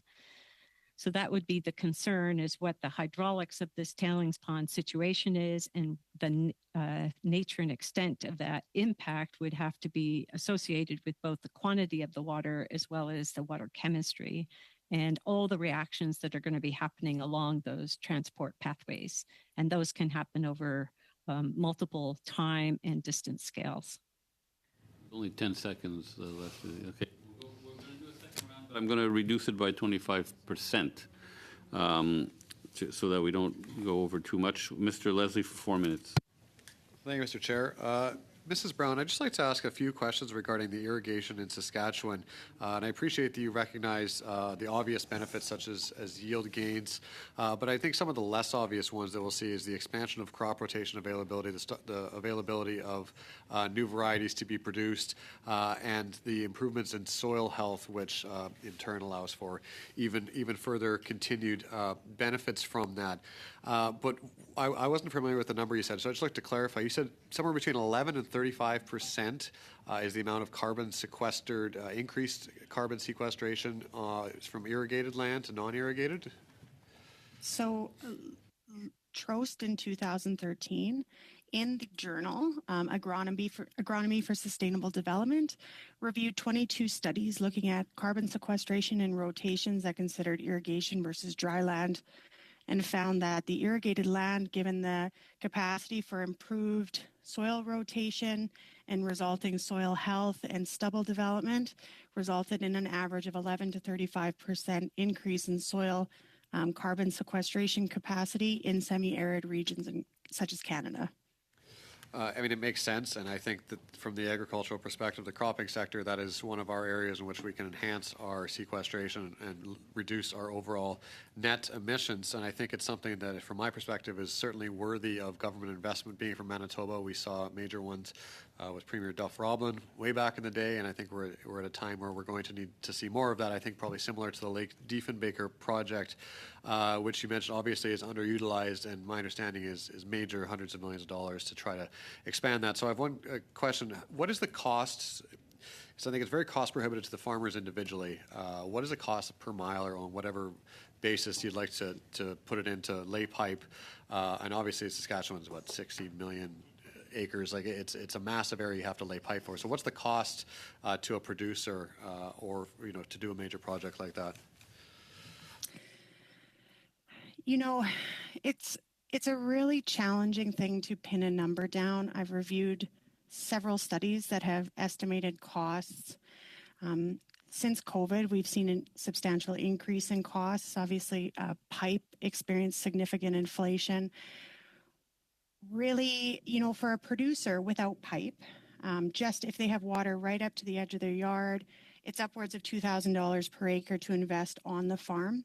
So every mile of pipe that's in the ground can be thousands and thousands of dollars per acre of irrigated. It can be astronomical when it comes. It's just non-feasible, some of the numbers. It would be really challenging to try to pin that down. And of course, obviously increases every mile you are away from the water. And I think the biggest thing, what we're seeing a lot of development in Saskatchewan through private and individual irrigators who are doing smaller projects closer to the water source. But without that cohesive and cooperative larger project development, there's greater environmental impact, right? Because if you think about 17 different farmers going and putting pipe into the lake versus one coordinated project that's working to develop and optimize the most amount of acres, ultimately, it's just additional inefficiencies. No, thank you for that. I understand that it's going to be difficult to quantify, and it is a major investment. And I appreciate that you mentioned the need for partnerships with the federal government, in this case, Saskatchewan. And I think when you collectively look at it, because you also touched on the drought and flood control that can emerge from this, and I think that investment towards adaptation and resiliency to climate change is one of the best things we can be doing, particularly in Prairie Canada on that privately owned farm landscape. And you combine that with, of course, the yield gains, those specialty crops that can emerge, all the value-added opportunities for some of those smaller communities that are, at times struggling, and the opportunity for them to thrive. And I guess I would look to, I know that there was some deliberation between the province of Saskatchewan and the federal government in terms of possible investment and through what avenue. So I'm just wondering if you could explain kind of where that process was, where it is, and where you think it's going, because my understanding it would be a forced loan rather than any sort of actual investment from the federal government. Unfortunately, we have 5 seconds left, so that's a long answer. Maybe you could save it for the next questioner, Ms. Taylor-Roy, for 4 minutes, please. Thank you very much. And thank you to the witnesses for being here too. And there are two elements that I'd like to address. One is the use or the allocation of scarce resources, in this case, water. And secondly is how we reduce the demand for water. And while we've talked a lot about irrigation and increasing irrigation, we know that there are some environmental costs to irrigation as well. And earlier in our committee, there was a professor who was very passionate about the impacts on the hydrological cycle and the fact that rainfall can be impacted for quite a large area beyond the area that is being changed through irrigation. So while that is a necessary thing to have, the gains that have been made in reducing the use for water, I think, are plausible, and there's been great reductions. However, we haven't really looked at changing the way we eat. And I was wondering if you could comment on how an increase in plant-based diets actually reduce the demand for water in agriculture. Either of you, I suppose, could answer that question. I'm not sure who would know most about that, but I've just been looking at some research where if you look at a single pound of beef, it takes an average of 1,800 gallons of water to produce, whereas tofu is 300. And if we're looking at feeding the world hunger, and scarce water resources, I'm wondering whether there's been any conversation about actually trying to move more to plant-based diets. Anyone have any comments on that? I could provide a little, bit of comment on that. I guess from a irrigating producer perspective, the focus has not necessarily been on shifting diets so much or changing how we eat. But one additional dimension to this conversation is with regards to our food system is in Saskatchewan particularly, our system as exporters. So today and as processors. So when we're talking about water use, I guess the first note is that pulses are a significant crop grown under irrigated land, right? So you need the irrigation and that water sustainability for most varieties of pulse crops. Two, in Saskatchewan, we've consistently for the last 10 years exported 70% of what we produce. So obviously we produce more than we can eat, but we are exporting it, processing it, and then bringing it back. So we have no oversight into the regulatory environments or environmental environments that we're sending that back away into. Irrigation allows for higher value crop development and attracts processors. We've seen that in Alberta with potato processing, right? So it allows us to bring that home and have real impact on how our industry producers and their utilization of water or their regulatory stances on various industrial Thank you. And I conditions, think the et cetera. processing part is important too. I just wanted to get to Mike Way with that, and before my time is up, because you talked about the licensing of groundwater use, Mike, and I was wondering if you could talk a little bit about how you see that being done, and whether you see that as something that the Canada Water Agency would be involved in. I don't know. Thank you so much for the question. I don't know about the actual decision on the licensing, but as other researchers have said, our understanding of groundwater in Canada and in British Columbia is pretty minimal. And so do we know what the extraction limits are for the aquifers? We don't. Do we know why water levels are falling? Well, maybe. So I think where the federal government can really give us a hand is in increasing scientific and monitoring infrastructure. Thank you. And helping us with things like sustainability indicators. Thank you. Yeah, because so the permitting is definitely provincial. Ms. Brown, just before I go to Mr. Simard, if you could provide a written answer to Mr. Leslie's last question. That's what he's requested. That would be helpful. Monsieur Simard, vous disposez de 2 minutes. Oh, you're too kind, Chair. Ms. Parker, very quickly. Earlier I asked Marie Larocque. We asked Ms. Larocque what should be the main mandate for the Canada Water Agency. And she spoke a little bit about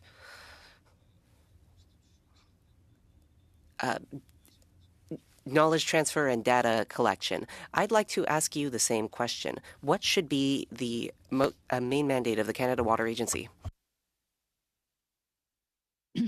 Well, that's a very broad question. And I also listened in to Jay Famiglietti making a comment about the fact that there's perhaps an important role at the federal level to set a certain minimum standard that can be very useful because it's a shared resource and water doesn't know these provincial boundaries or territorial boundaries in the way the natural system works and so on. I think there's value in a nested approach in managing a public resource like fresh water. The mention, though, of infrastructure for monitoring and being able to understand the quantity and quality of our freshwater resources more holistically, the relationship between our groundwater sheds and our surface water sheds, I think is a really important unknown that's well within technology's ability to understand more fully.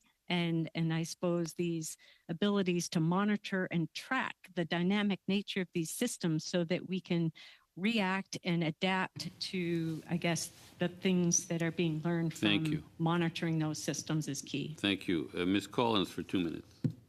Thank you, Mr. Chair. And again to Dr. Barker, you mentioned in your opening statement that we need increased training and expertise in these areas.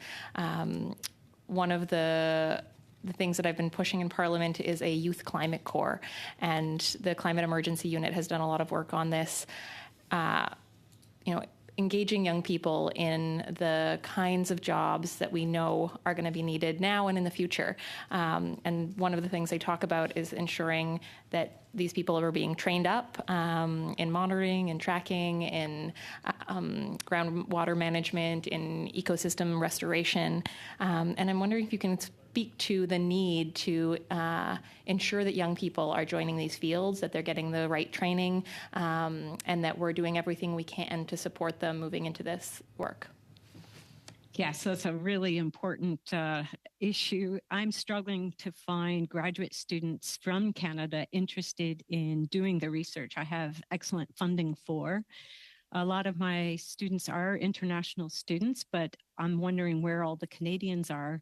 Meanwhile, we have empty positions that need to be filled by these young people. And so I guess that's a challenge. I was awarded a Synergy Award from NSERC, and there was some passionate discussions about the importance of increased funding for the research that's much needed to be implemented. And I think the funding also serves to encourage youth to join the professions that are currently under supported at this time. So I think at the University of Guelph, as an example, and at the Waterloo, we've got underpopulated undergraduate programs in water resources. And so our youth aren't going into these professions right now. Thank you. Mr. Mazier, 4 minutes. Thank you. Thank you, Chair. Professor Parker, you in your notes, or in your, I guess, in your opening statements, you talked about 30% of Canadians rely on groundwater for drinking. Was that just a number, like, so there's so many million Canadians and it was just rounded off by population, or do you have specific studies of how many people in rural Canada are actually reliant on groundwater for drinking?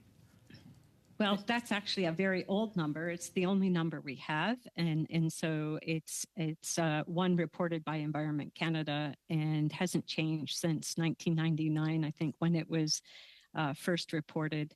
So I don't think the number is very well informed. So you're not aware of how many actually rural Canada people are drinking? Like, what is it, 100%, 90% of rural Canada?